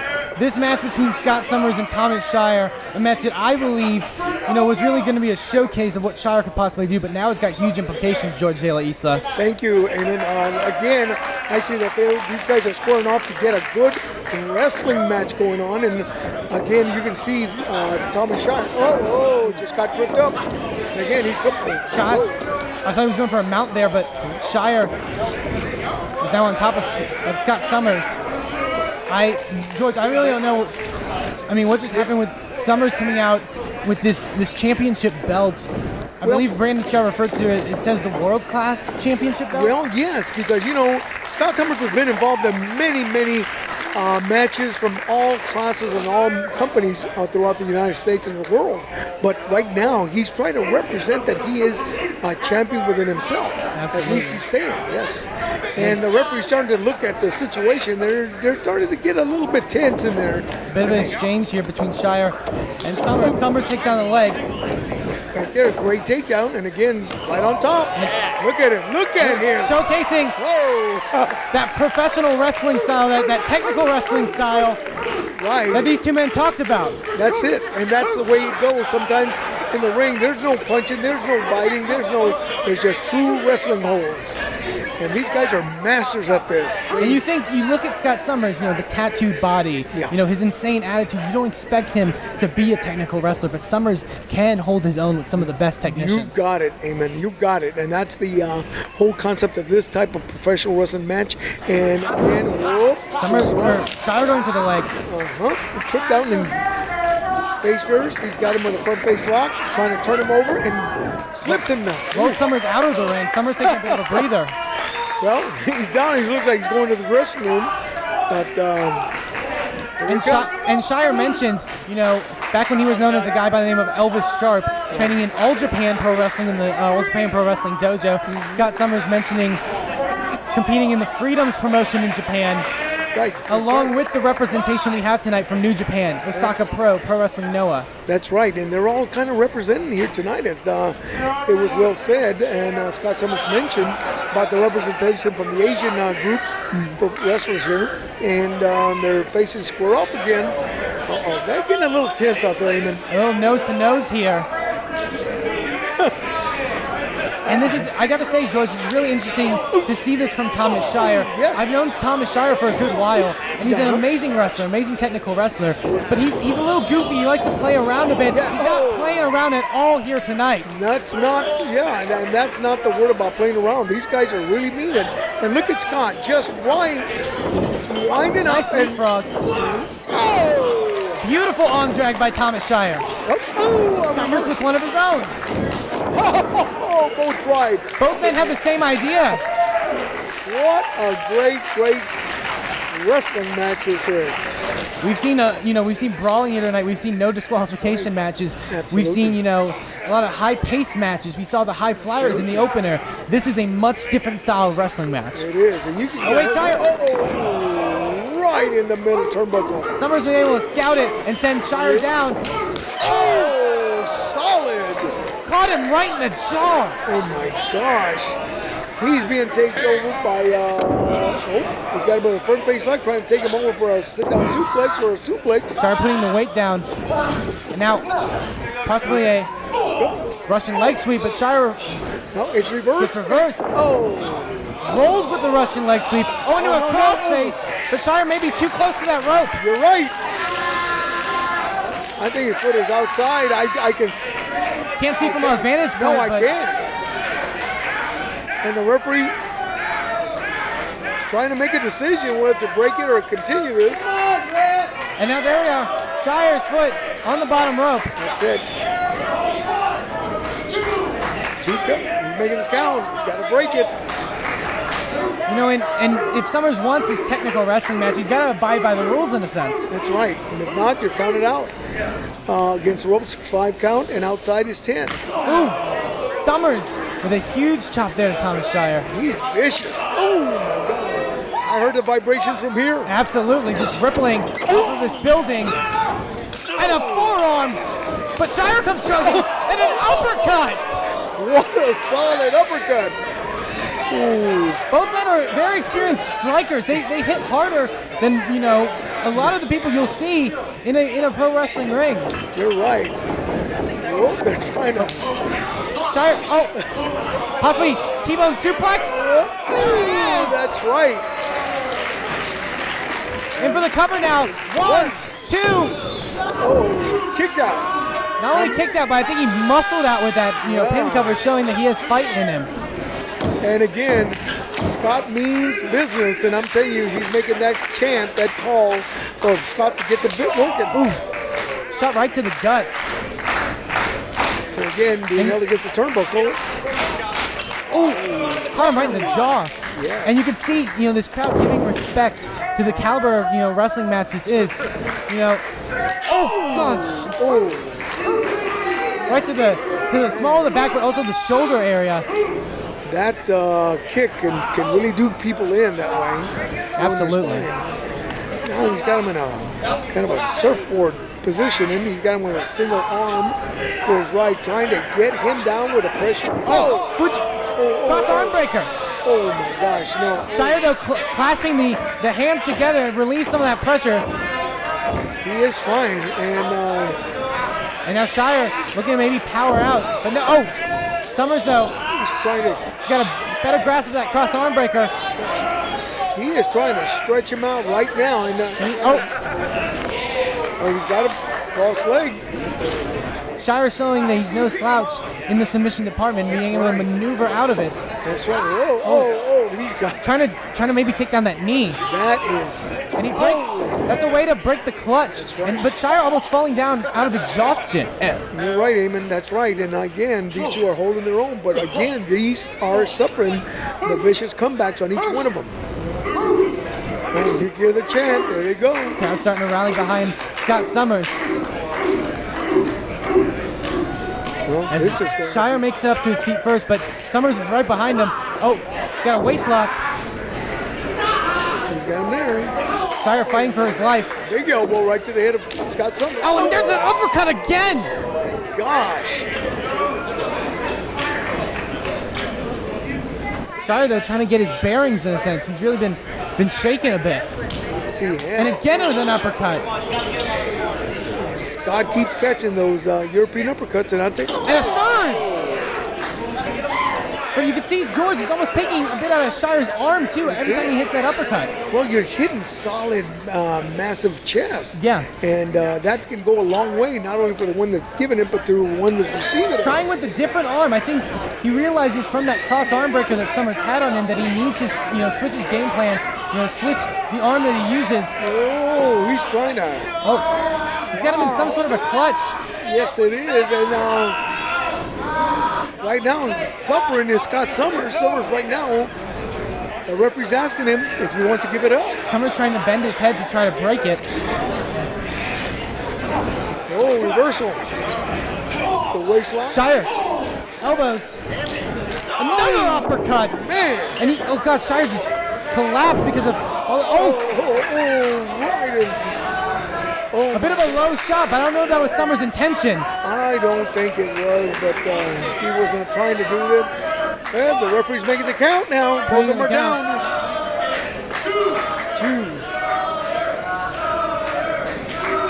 Some chance for Shire, too. This is kind of surprising me, George. That's right, and someone's got to get up, and Shire right now is up on his feet now, trying to get Scott Summers up, and... Ooh. Also picking him up by the beard. Oh! Straight chop to the chest and another uppercut. Oh my gosh.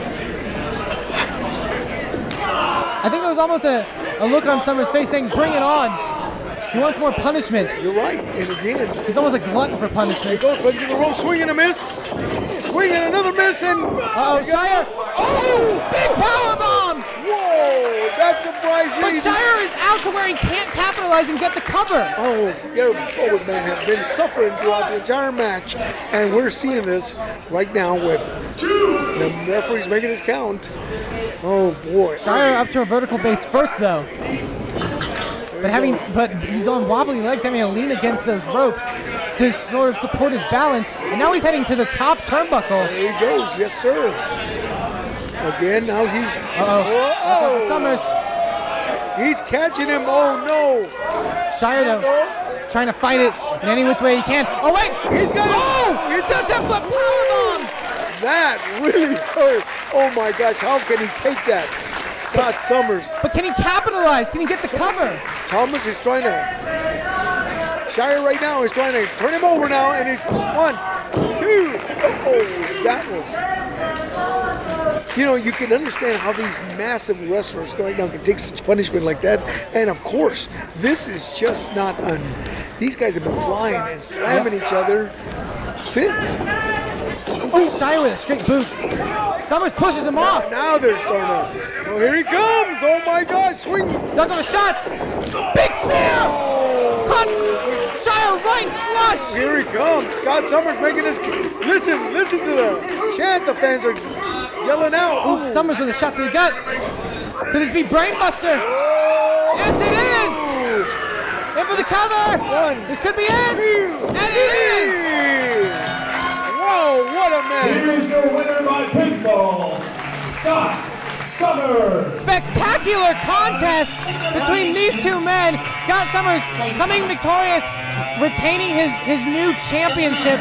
And George, I could see our chairman Gregory Simons looking on right beside us. His eyes glaring straight at Scott Summers. That's right. And I'll tell you, this is going to be something else. I tell you, got to keep watching these two, and especially Scott Summers. What a win!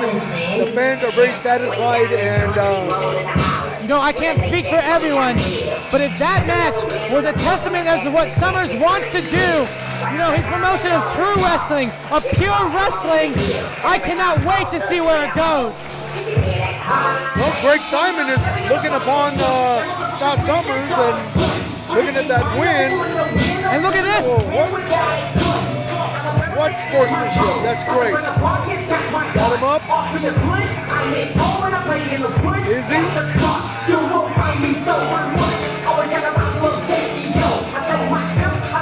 Summer's gonna. There's a level of respect between those two men. That's good. I think Thomas Shire, as young of an athlete he is, proved a lot to a veteran like Scott Summers here tonight. Absolutely.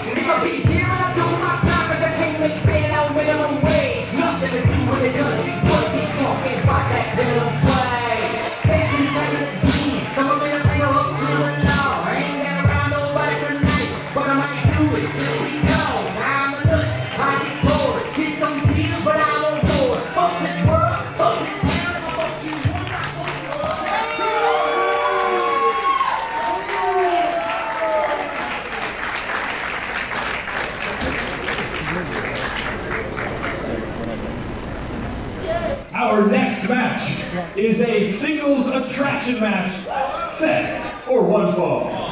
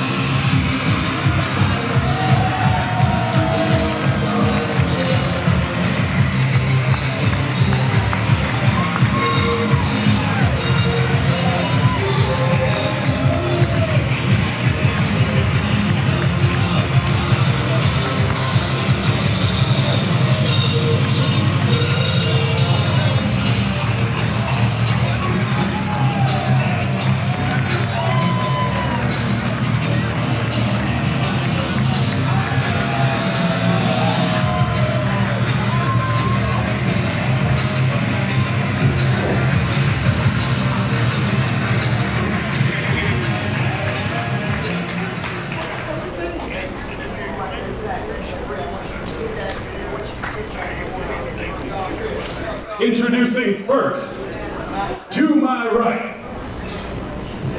Yeah, that's great, buddy. I'm going to show you how an introduction is really done.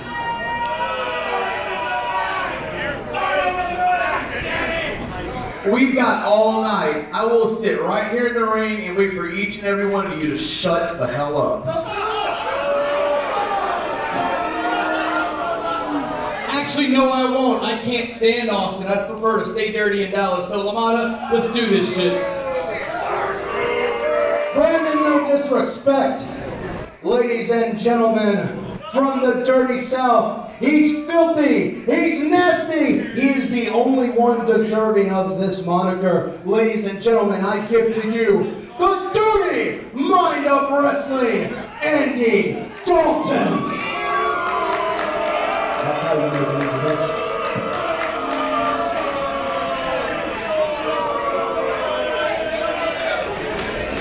I really gotta nail this one, so help me out, folks. To my left, from Mishima, Shizuoka, Japan. Tonight, he represents New Japan Pro Wrestling, Watanabe Takaaki!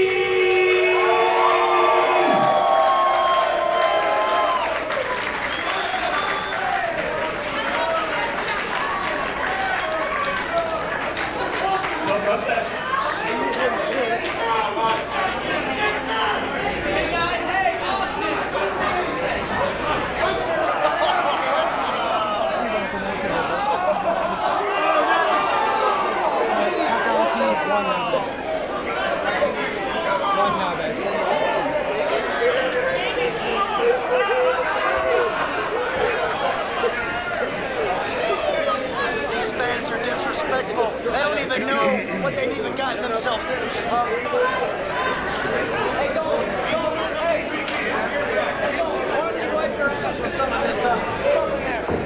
He's gonna wipe his ass. This is what we think of all. That's where the tailgate belongs, right here.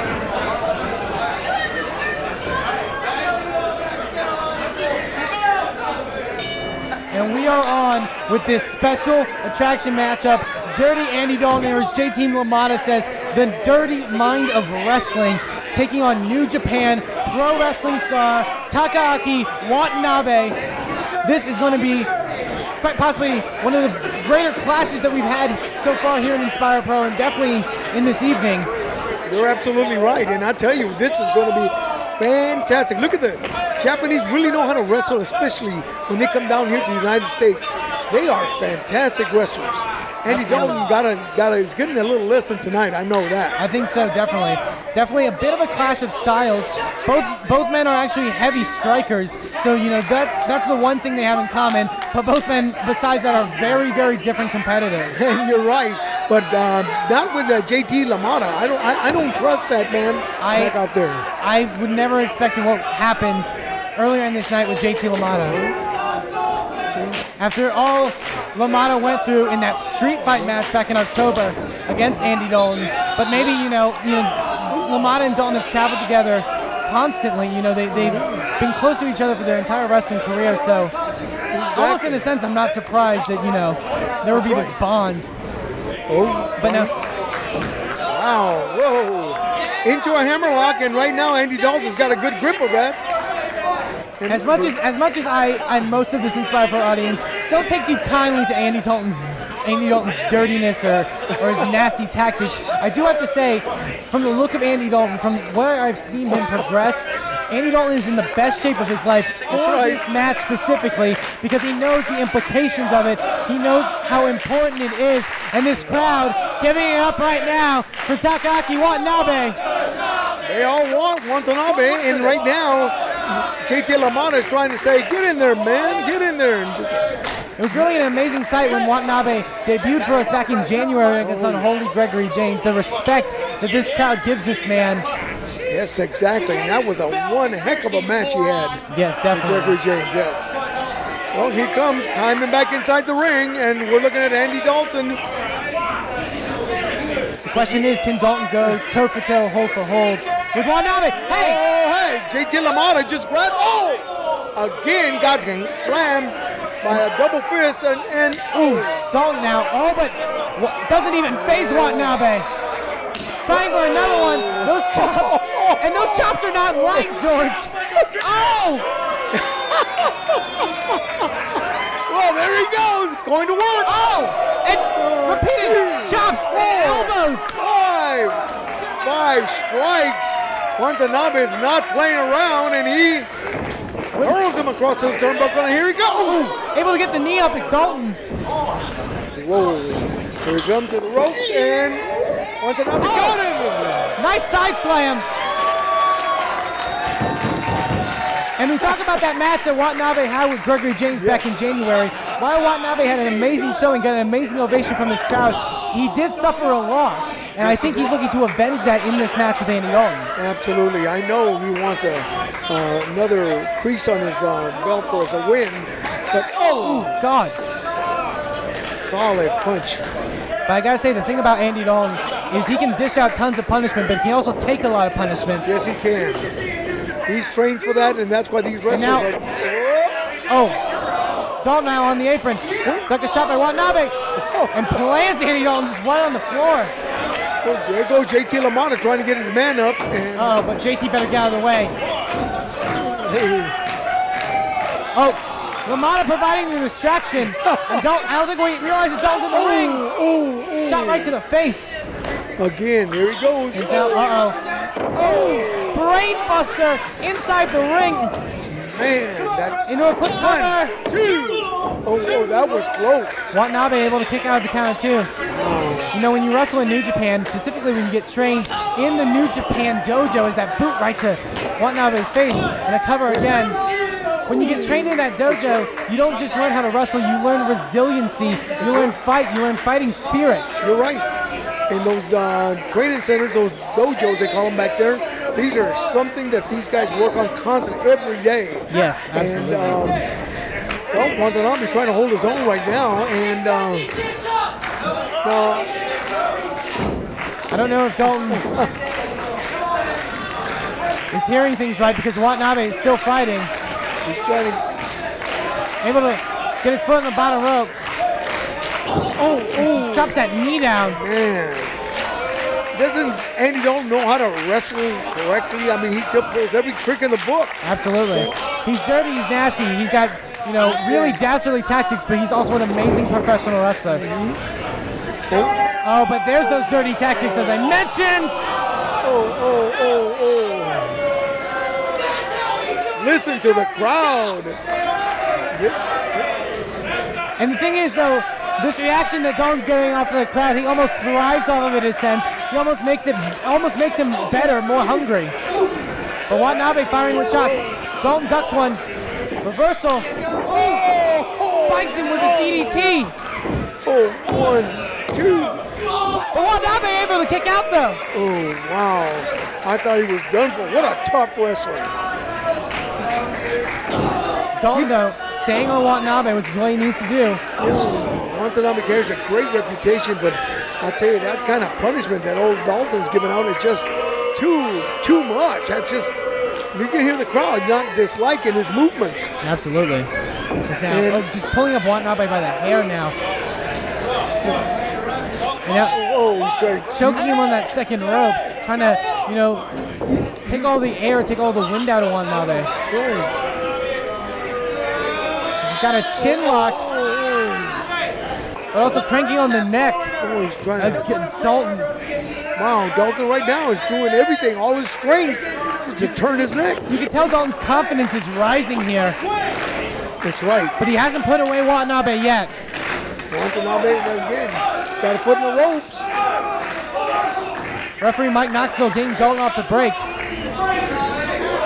He's warning him, you got to break when I tell you. And JT is making a distraction again. Dalton, though, whips Watanabe off. Big clothesline. Wow. There it is, 1, 2. There's that resiliency again, though. Just applying a straight choke. Dalton's doing everything to try to get Watanabe down. And it's not just because he wants to be dirty. Every time he's choking him, he's taking more air out, which, you know, is, I think, a very important strategy because of Watanabe's conditioning. That's right. And snaps the neck of Watanabe. And again, the referee's kind of looking at the situation over. Did he pull his hair? Did he bounce him down? Did he try to break his neck? Dalton's taking every chance he can get. Yeah. As now, Oh, no. Pile driver. Whoa. That Dalton, I tell you, this man can. Watanabe. Oh, man. And this is Watanabe's chance. Dalton is holding his head. Okay, Dalton is holding his head. And again, we're looking at what these two are absolutely just, these matches have been great, and this one, no exception. This crowd now trying to rally behind, give some life into Watanabe. Watanabe holding the back of his neck and still suffering the punishment from Dalton. And Dalton right now is coming over to him. Watanabe with a shove. Oh, with a big elbow. Charles it with another. With Dalton off. The sound that made, that shot from Watanabe. And a lariat in the corner. You're right, and again, he's kind of turned. Oh, neck breaker. Able to string together maneuvers as Watanabe able to cover. Kick out at 2, though. That was close. That was really close. And Watanabe right now has got the upper hand on this right now, and he's going to make his move now to try to take Dalton down and pin him down for now. The question is, can he capitalize? Possibly, he could possibly be going for that teardrop suplex. Now, Dalton fighting off with elbows. Smack in the head. And a chop block right to the throat. Oh, here he goes to the ropes. Oh! Another cut right at the top. Unbelievable. He's got it down. 1, 2. Oh, no. I thought he had it. Dalton landed directly on his neck with that German suplex, but somehow able to kick out. That was incredibly close. I'll tell you, JT LaMotta does I don't even think he comprehends that, the fact that Dalton was able to kick out. Well, here he goes. I mean, Watanabe really is doing everything to get this win tonight. And he may be going that extra step. He may be taking it up a notch as he plants Dalton on that top turnbuckle. There he goes, making the climb. Watanabe, he's got him. What could this be? Oh my gosh, I don't know, but all I know is JT LaMotta doesn't want it. I don't think Eddie Dalton wants it either. Oh, he's biting. Oh my gosh, no! Straight bite right to the head of Watanabe. Oh my gosh, he could be bleeding right now. Oh no. Is that Dalton? No! Oh God! Diving knee! Into the cover, this could be it! Oh, holy mackerel! Somehow able to kick out! Unbelievable! And Dalton did everything he could. He hit him directly with that knee. He hooked the leg. He got all the pressure on that cover, but Watanabe somehow able to muster the strength to kick out. The fans are going wild out here. They love this. They are absolutely on their feet. As now Dalton. The fans are just wild for Watanabe. Oh. Dalton right now results to his kicking and scratching and biting and raking of the eyes. Doing everything that he can. As now, where's Watanabe up? Watanabe reverses. Tries to duck it. Oh! Got the knee up. Oh! There's that running elbow! But Dalton, literally right to the back of the head. Oh, no! Oh, he's got him down. 1, 2. Again, that makes my heart leap. Dalton has one of the most dangerous sentons in professional wrestling because he puts all that body weight into it. Incredible. These guys are absolutely pouring it on. Dalton loses the strap. I don't know if the crowd is too pleased with that. He signifies that he's going for the kill. When he wants to finish off Watanabe in the worst way. He's going to try for that pile driver again. Oh my gosh, no. Oh no. He doesn't want to beat Watanabe. He wants to make an impression. But Watanabe able to get down to his knees. No. Oh, solid points. Another one. And another. Jeez. Oh my gosh. What's Dalton think? JT LaMotta just threw Dalton a bottle of water. Oh God. How disrespectful of Andy Dalton. Very much. Oh, but he better turn around. Oh! With a flop! And this could be it! Teardrop suplex! Into the cover, 1, 2, oh no! You should be here watching this. This is an incredible match. This is, wow. That could have easily spelled the end for any other man. Watanabe now making his climb up to the third rope. And he's right now absolutely looking for his target. Can he get his balance? Oh! Inside out! Into the cover! Wow! Ladies and gentlemen, your winner, Watanabe Takaaki! What a spectacular win for Takaaki Watanabe! What an incredible win. Dalton should be very proud. He held his own, but it was not enough to put away. There he is. The top rookie of New Japan Pro Wrestling. Watanabe is victorious and this crowd is on their feet. Whoa.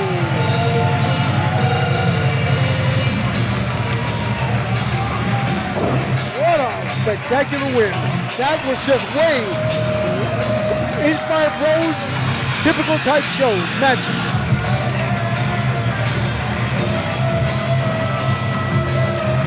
Fantastic.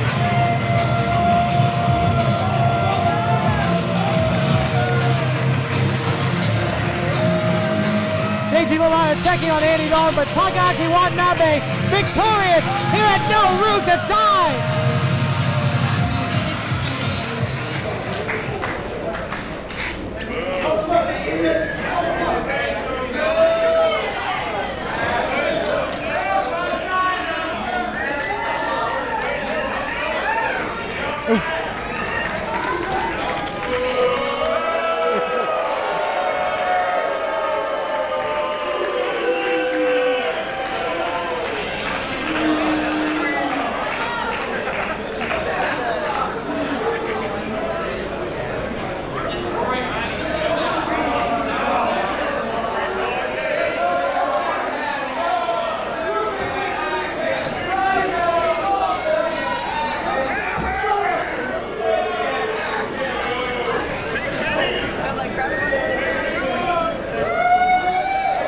Ladies and gentlemen, give a warm farewell to Mr. Andy Dawn.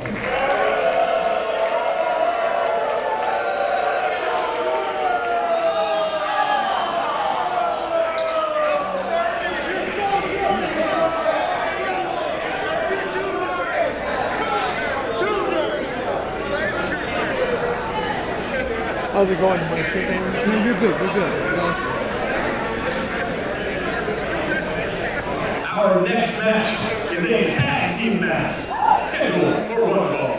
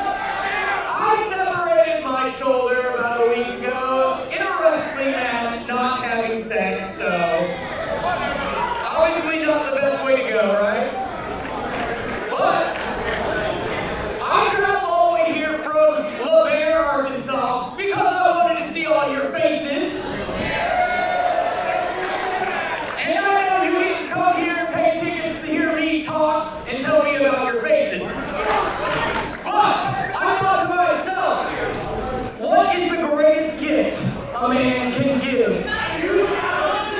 Besides performing for you, the greatest gift. Brownies? I thought about that. But what's even better than brownies? Anybody?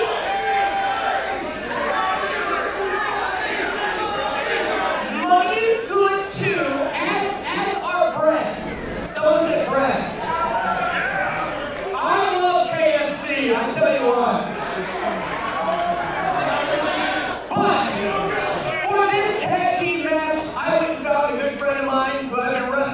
Down in the DFW area. And not only is that up. Guys, did you not hear the first part where I said I'm on painkillers? You know, if it weren't for you guys looking so awesome and not looking sucky, I'd have thought I was in San Antonio, but like I said, you guys are awesome. Point is, I thought, what can I give to you guys who can't see me wrestle now that I can't wrestle? First, I got a great person to team with Mr. Brady Fisher, and he's got a gift for you guys. So, the one thing better than anything else in the world, Stephen Curry, bring it on out!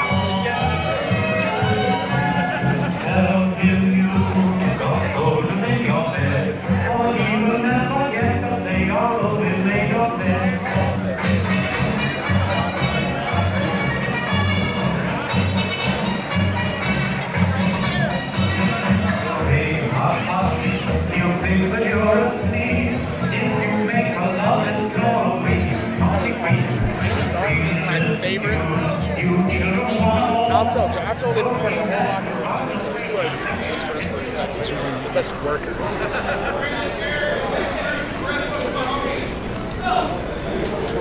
Please ignore my time for the duration of this introduction. Thank you for that one, guy. Oh, okay. Introducing first, to my right, first from Norman, Oklahoma. I would like to point out that he used to be from Norman, Oklahoma. He now lives in the most awesomest place in the world, Austin, Texas. Now, from Austin, Texas, Frankie Fisher.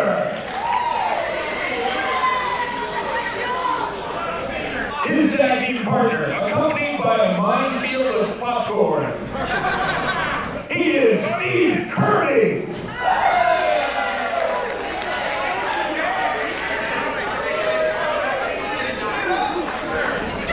And their opponents, to my left, accompanied to the ring by Penny Arcade. They hail from the Dust Bowl, the Great Depression. And his tag team partner, the Red Scare.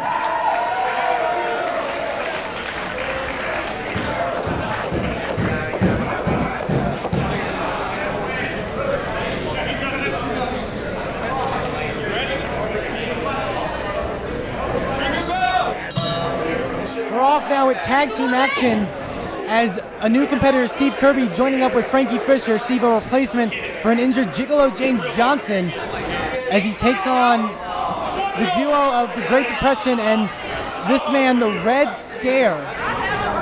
Now, Greg, I had the pleasure, I guess you could say, of getting to interview this man, the Red Scare, in an undisclosed location. It was quite frankly the most terrifying thing I've ever been a part of.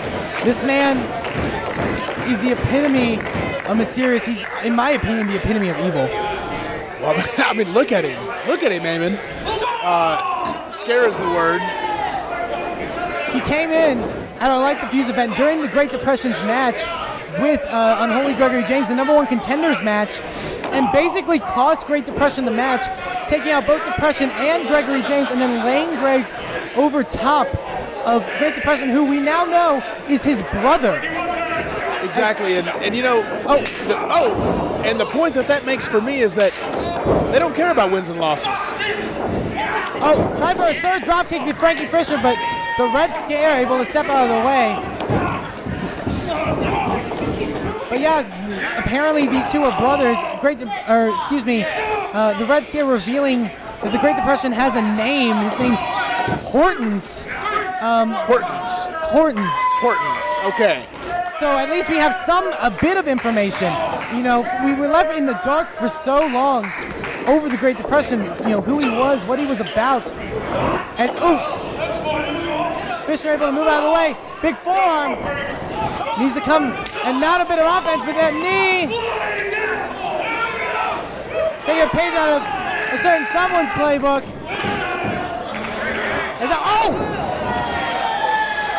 But the Red Scare showing. Well, I did not see that coming. No, absolutely not. You look at the Red Scare, he's a $180 maybe. And just leveling Frankie Fisher. Picking Frankie now up to a vertical base and sending him off the ropes. Big back elbow.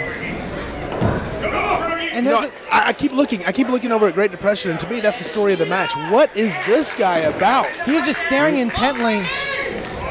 I don't know if he's is he staring? You can't even see his face. What's his story? What's his deal? What's the background here? Who is this guy? The crowd is firmly behind him. There's some kind of a lovable factor almost about this guy. I think the crowd's grown with Great Depression. Hell, I think a lot of us have grown with Great Depression. You know, Max, one of our co-promoters, taking Great Depression in when Penny Arcade abandoned him. As now Great Depression with the tag. It's almost like he has a sympathy vote from the fans. And just shoving off Frankie Fisher. Tag in our first look at Steve Kirby. You know, he's maybe a bit larger than Frankie Fisher. Maybe he can do something that Frankie can't. Shot, but it doesn't even face Depression. Ooh, another forearm. And a headbutt, but nothing. No, he doesn't even phase him. And that scream from the Great Depression. Off the ropes. Shoulder block, but not being able to budge him. Trying to run again. Greg, I don't think anything's going to take this man off his feet. Oh, look at that. Does he even have pain receptors, Eamon? I don't even. It could be quite possible. He's not even phased by those shots. And I was just putting in a choke. And you can tell there's a little bit of enjoyment on the face of Penny Arcade. I tried to ask more about Penny Arcade to the Red Scare, and the only thing he would reveal to me is that apparently she was a nanny to both the Great Depression and the Red Scare when they were children.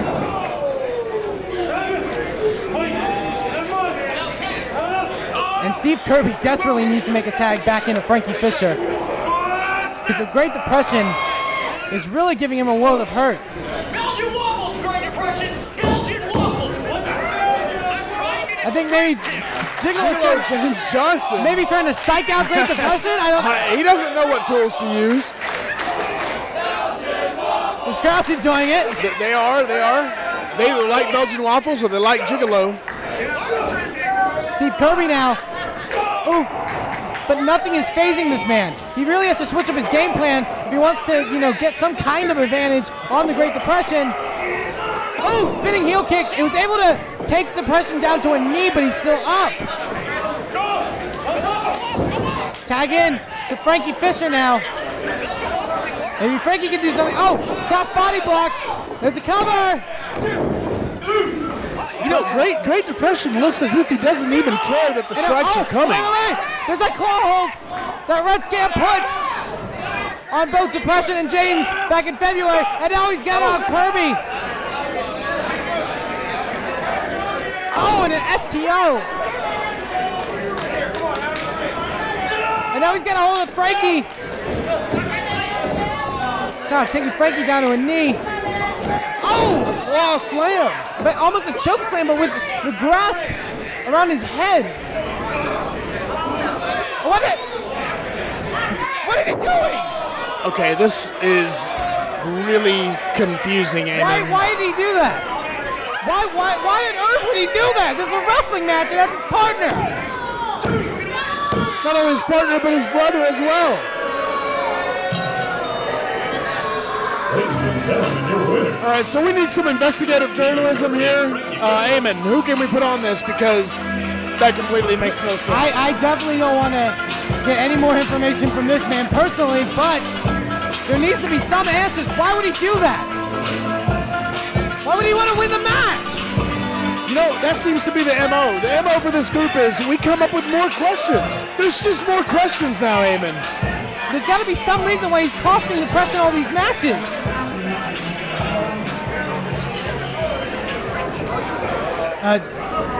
James, you better get out of there.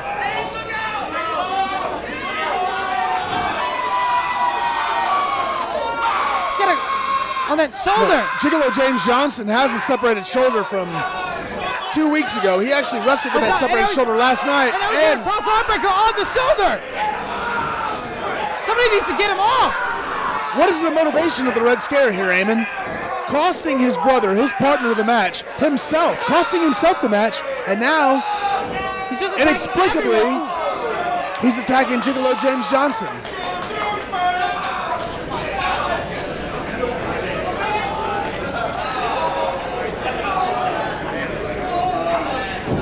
This is guys, can we get some help out here, please? And now Penny Arcade's leading Depression by the tie.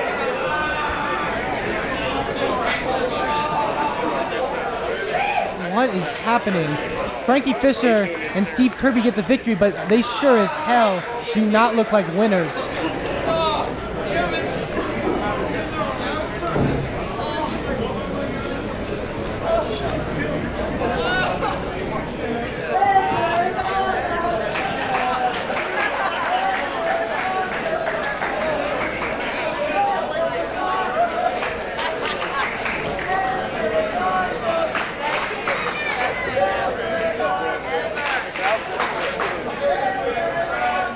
You know what, Eamon? This is awesome. This is Inspire Pro, and this is awesome. This is not going to happen again. Mark my words.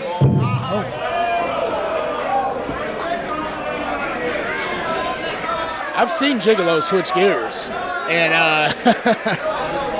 you don't want to turn Gigolo from technical wrestler to fighter. Absolutely not. Because a round of applause for these guys: Gigolo, James Johnson, Frankie Fisher, Stephen Curry.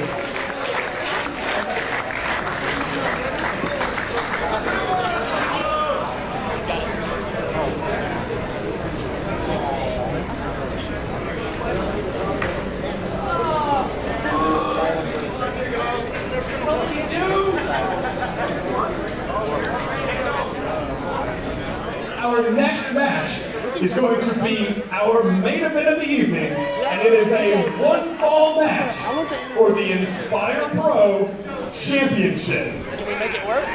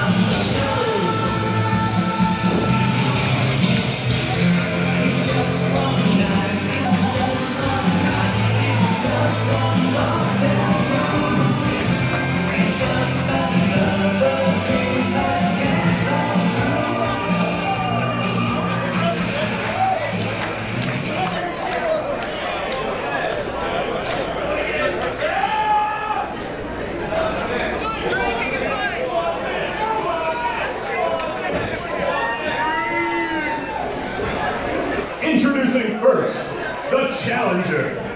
He comes to us from Valhalla. He weighs in at 175 pounds. Accompanied by Morbidus, Unholy, Gregory James.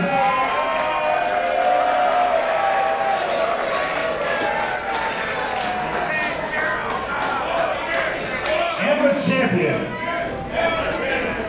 making his second defense of the Inspire Pro Championship, weighing in at 225 pounds. Hailing from Jersey City, New Jersey, one man, Mike Dell.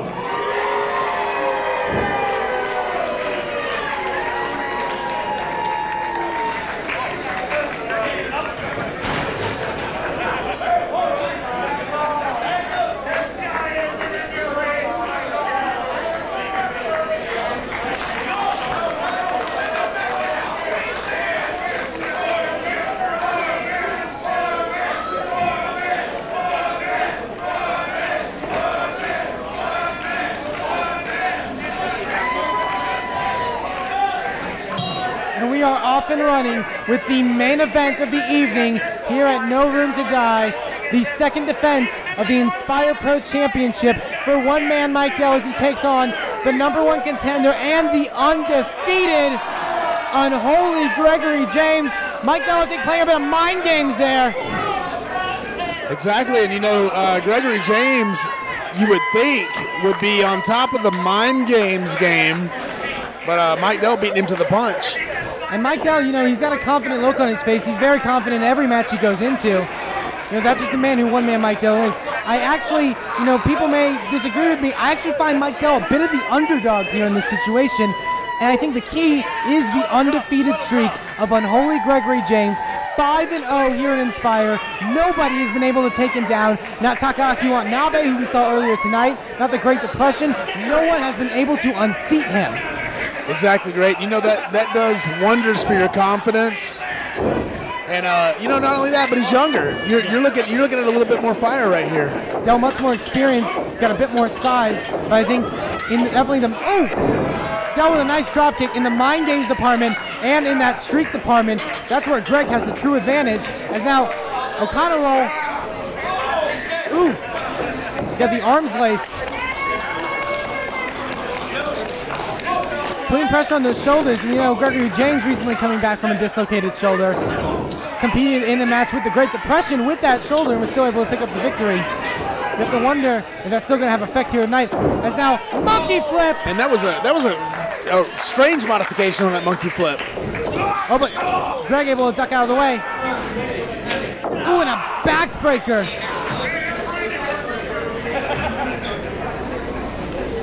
Gregory James has been on, and you know, the cliche, in a holy war. As Dell reverses out of it. Oh wait, baseball slide. Oh, he caught him right in the jaw. And Gregory James eats a chair on the way out as well.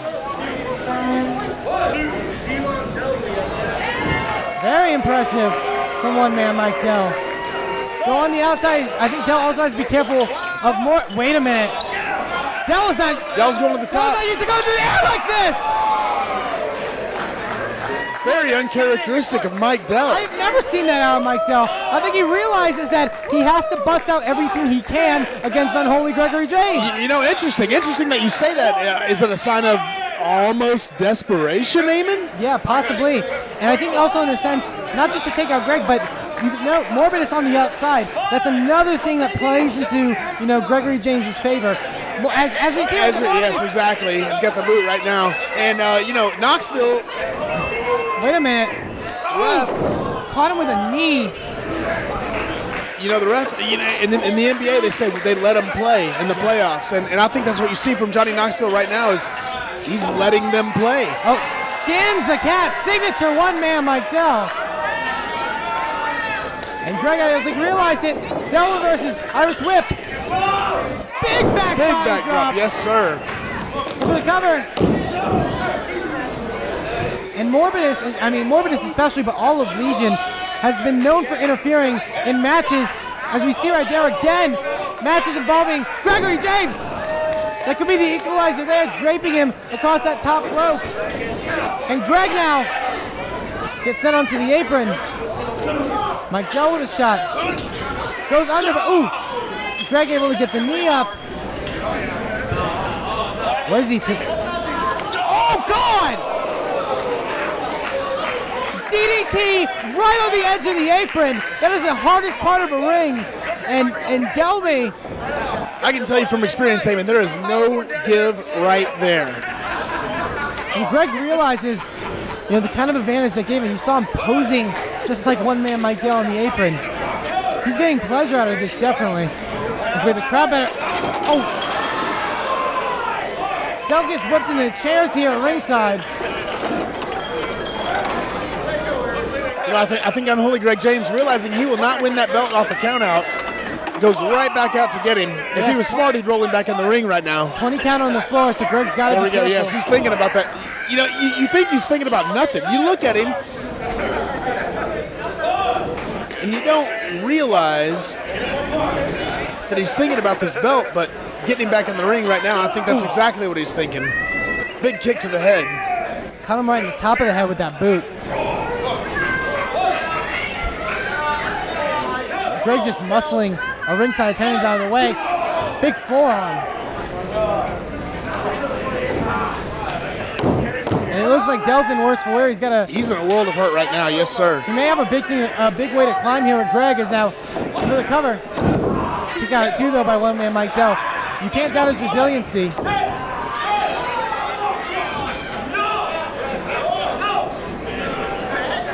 Mike Knoxville admonishing Gregory James on that choke, but he was able to break before the count of 5. And now Greg just, look at all the pressure he's putting in on that choke, just leaning back, putting more pressure onto the throat of Mike Dell.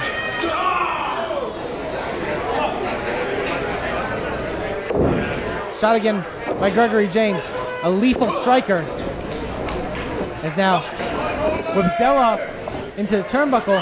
Dell, ooh, nice reversal by Dell into a schoolboy. Able to reverse though, ooh, half Boston Crab. Exactly, great sequence right there by Mike Dell, and that's exactly why he is the champion. Oh wait, look at this. What?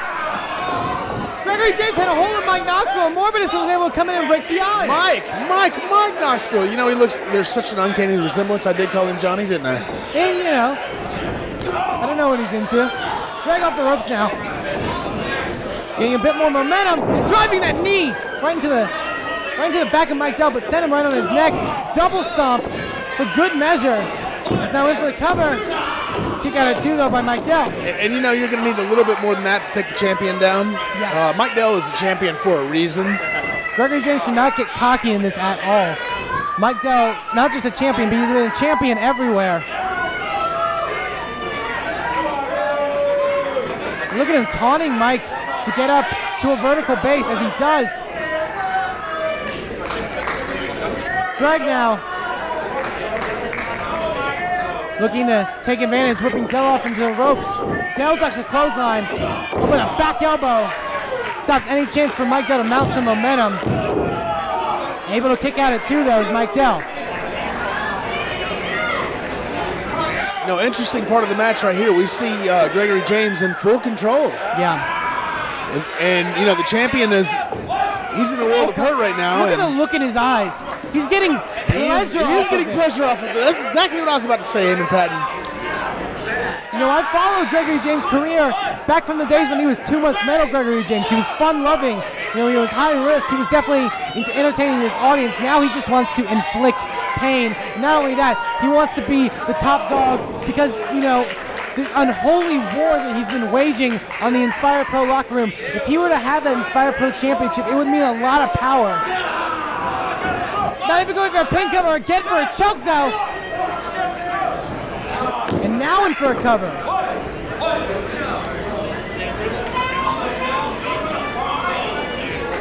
Gregory James almost surveying the scene, you know, I think he sees this wrestling ring as a playground in a sense.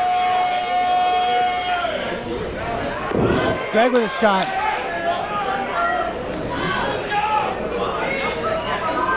Possibly, ooh!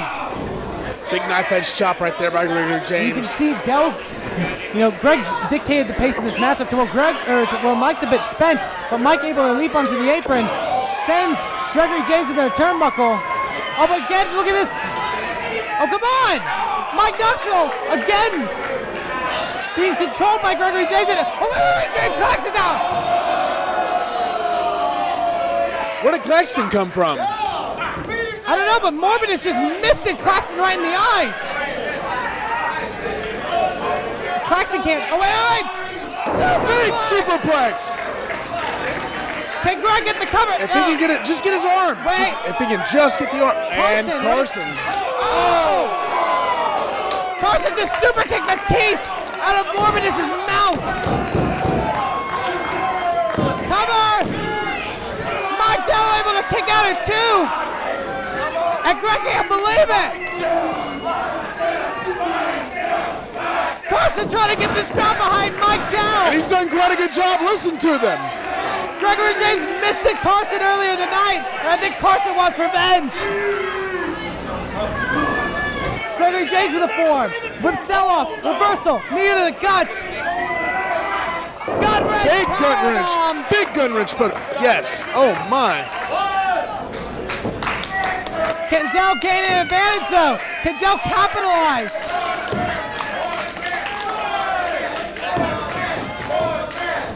The crowd's on his side. And now stalking Gregory James as he makes up to a vertical base. Big clothesline. Scoop slam. Plants him right in the center of the ring. Heading now to the second. Elbow right to the heart. Can he get it now? Greg able to kick out at 2. Dell didn't get all the power that he would normally get from the Dell. Exactly.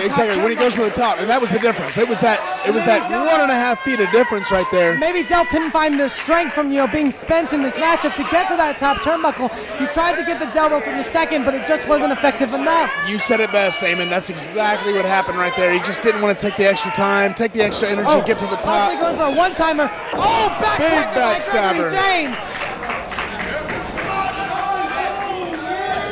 Big roundhouse kick to the side of the head. Gut wrench, German suplex. This could be it. No! Mike Dell will not give it up. He's fighting for that belt, Eamon. He's fighting for that belt. Ever since he won it, he now knows how important it is to keep it. That's the difference right there between an ordinary match and a match for the belt. When you're in that ring and you're representing something, you're defending that belt, it takes a little bit more to put you down. Oh, wait. Going for the double underhook neck breaker. Oh, he hit it! He hit it! This could be it! Mike Dell's in trouble. Mike Dell is in trouble. He is in trouble. Dell was trying his best to get out of there, but he couldn't. Dell able to kick out at 2. I don't know how he did that. That move has put a lot of people away. It put Takaaki Watanabe away. But Mike Dell able to kick out. He's got that extra incentive, that extra motivation, that belt driving him. He does not want to lose it. Absolutely not. But what can Greg do? He's hit him with near everything. What is Greg going for? And Knoxville's right on top of it. Seemingly. What the hell? What is he drinking? He's just drinking some kind of liquid. I think he may. Oh, he might possibly be trying to miss the. What? What? Mike Dell just rubbed the mist into the eyes of Gregory James. One timer. He gave Gregory James a taste of his own medicine there, Eamon. That was one of the. Oh, he's feeling it now. This is the elbow. There is no coming up from this. 1, 2, 3. That's the double. That's the end of it. And still Inspire Pro champion, one man, Mike Dell. What an amazing move by Dell. Able to counter the miss. Dell is now 2-0 and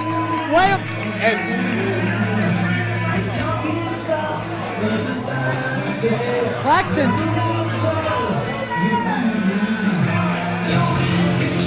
Claxton doesn't want anything to do with Carson. Carson influential in taking out MORBIDUS. And Mike Dell was able, I should say, to overcome the unholy war of Gregory James. His second defense is a successful one, and Mike Dell is still your Inspire Pro Wrestling champion.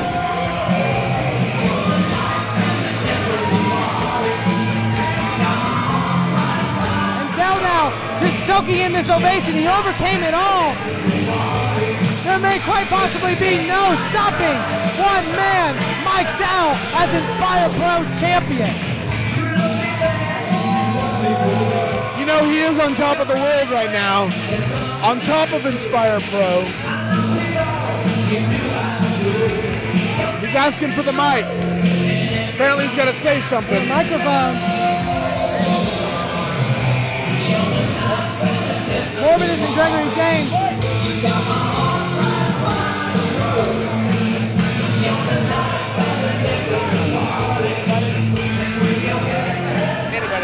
Oh, thank you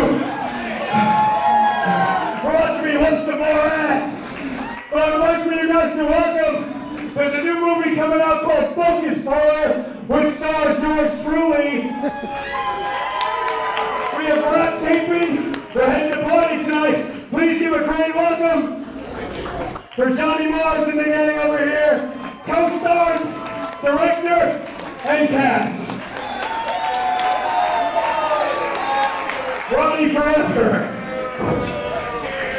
Thank you for all the people that booed. I got a big N and a Mike Dell. We're ready for your kissing.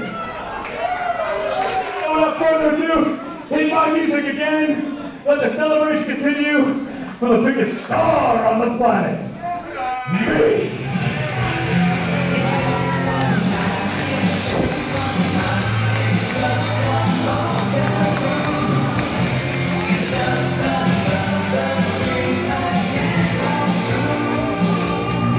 Mike Dell reigning victorious here at No Room to Die. For myself, Gregory Simons, George De La Isla, and hell, even JT LaMotta, thank you for watching Inspire Pro Wrestling's No Room to Die.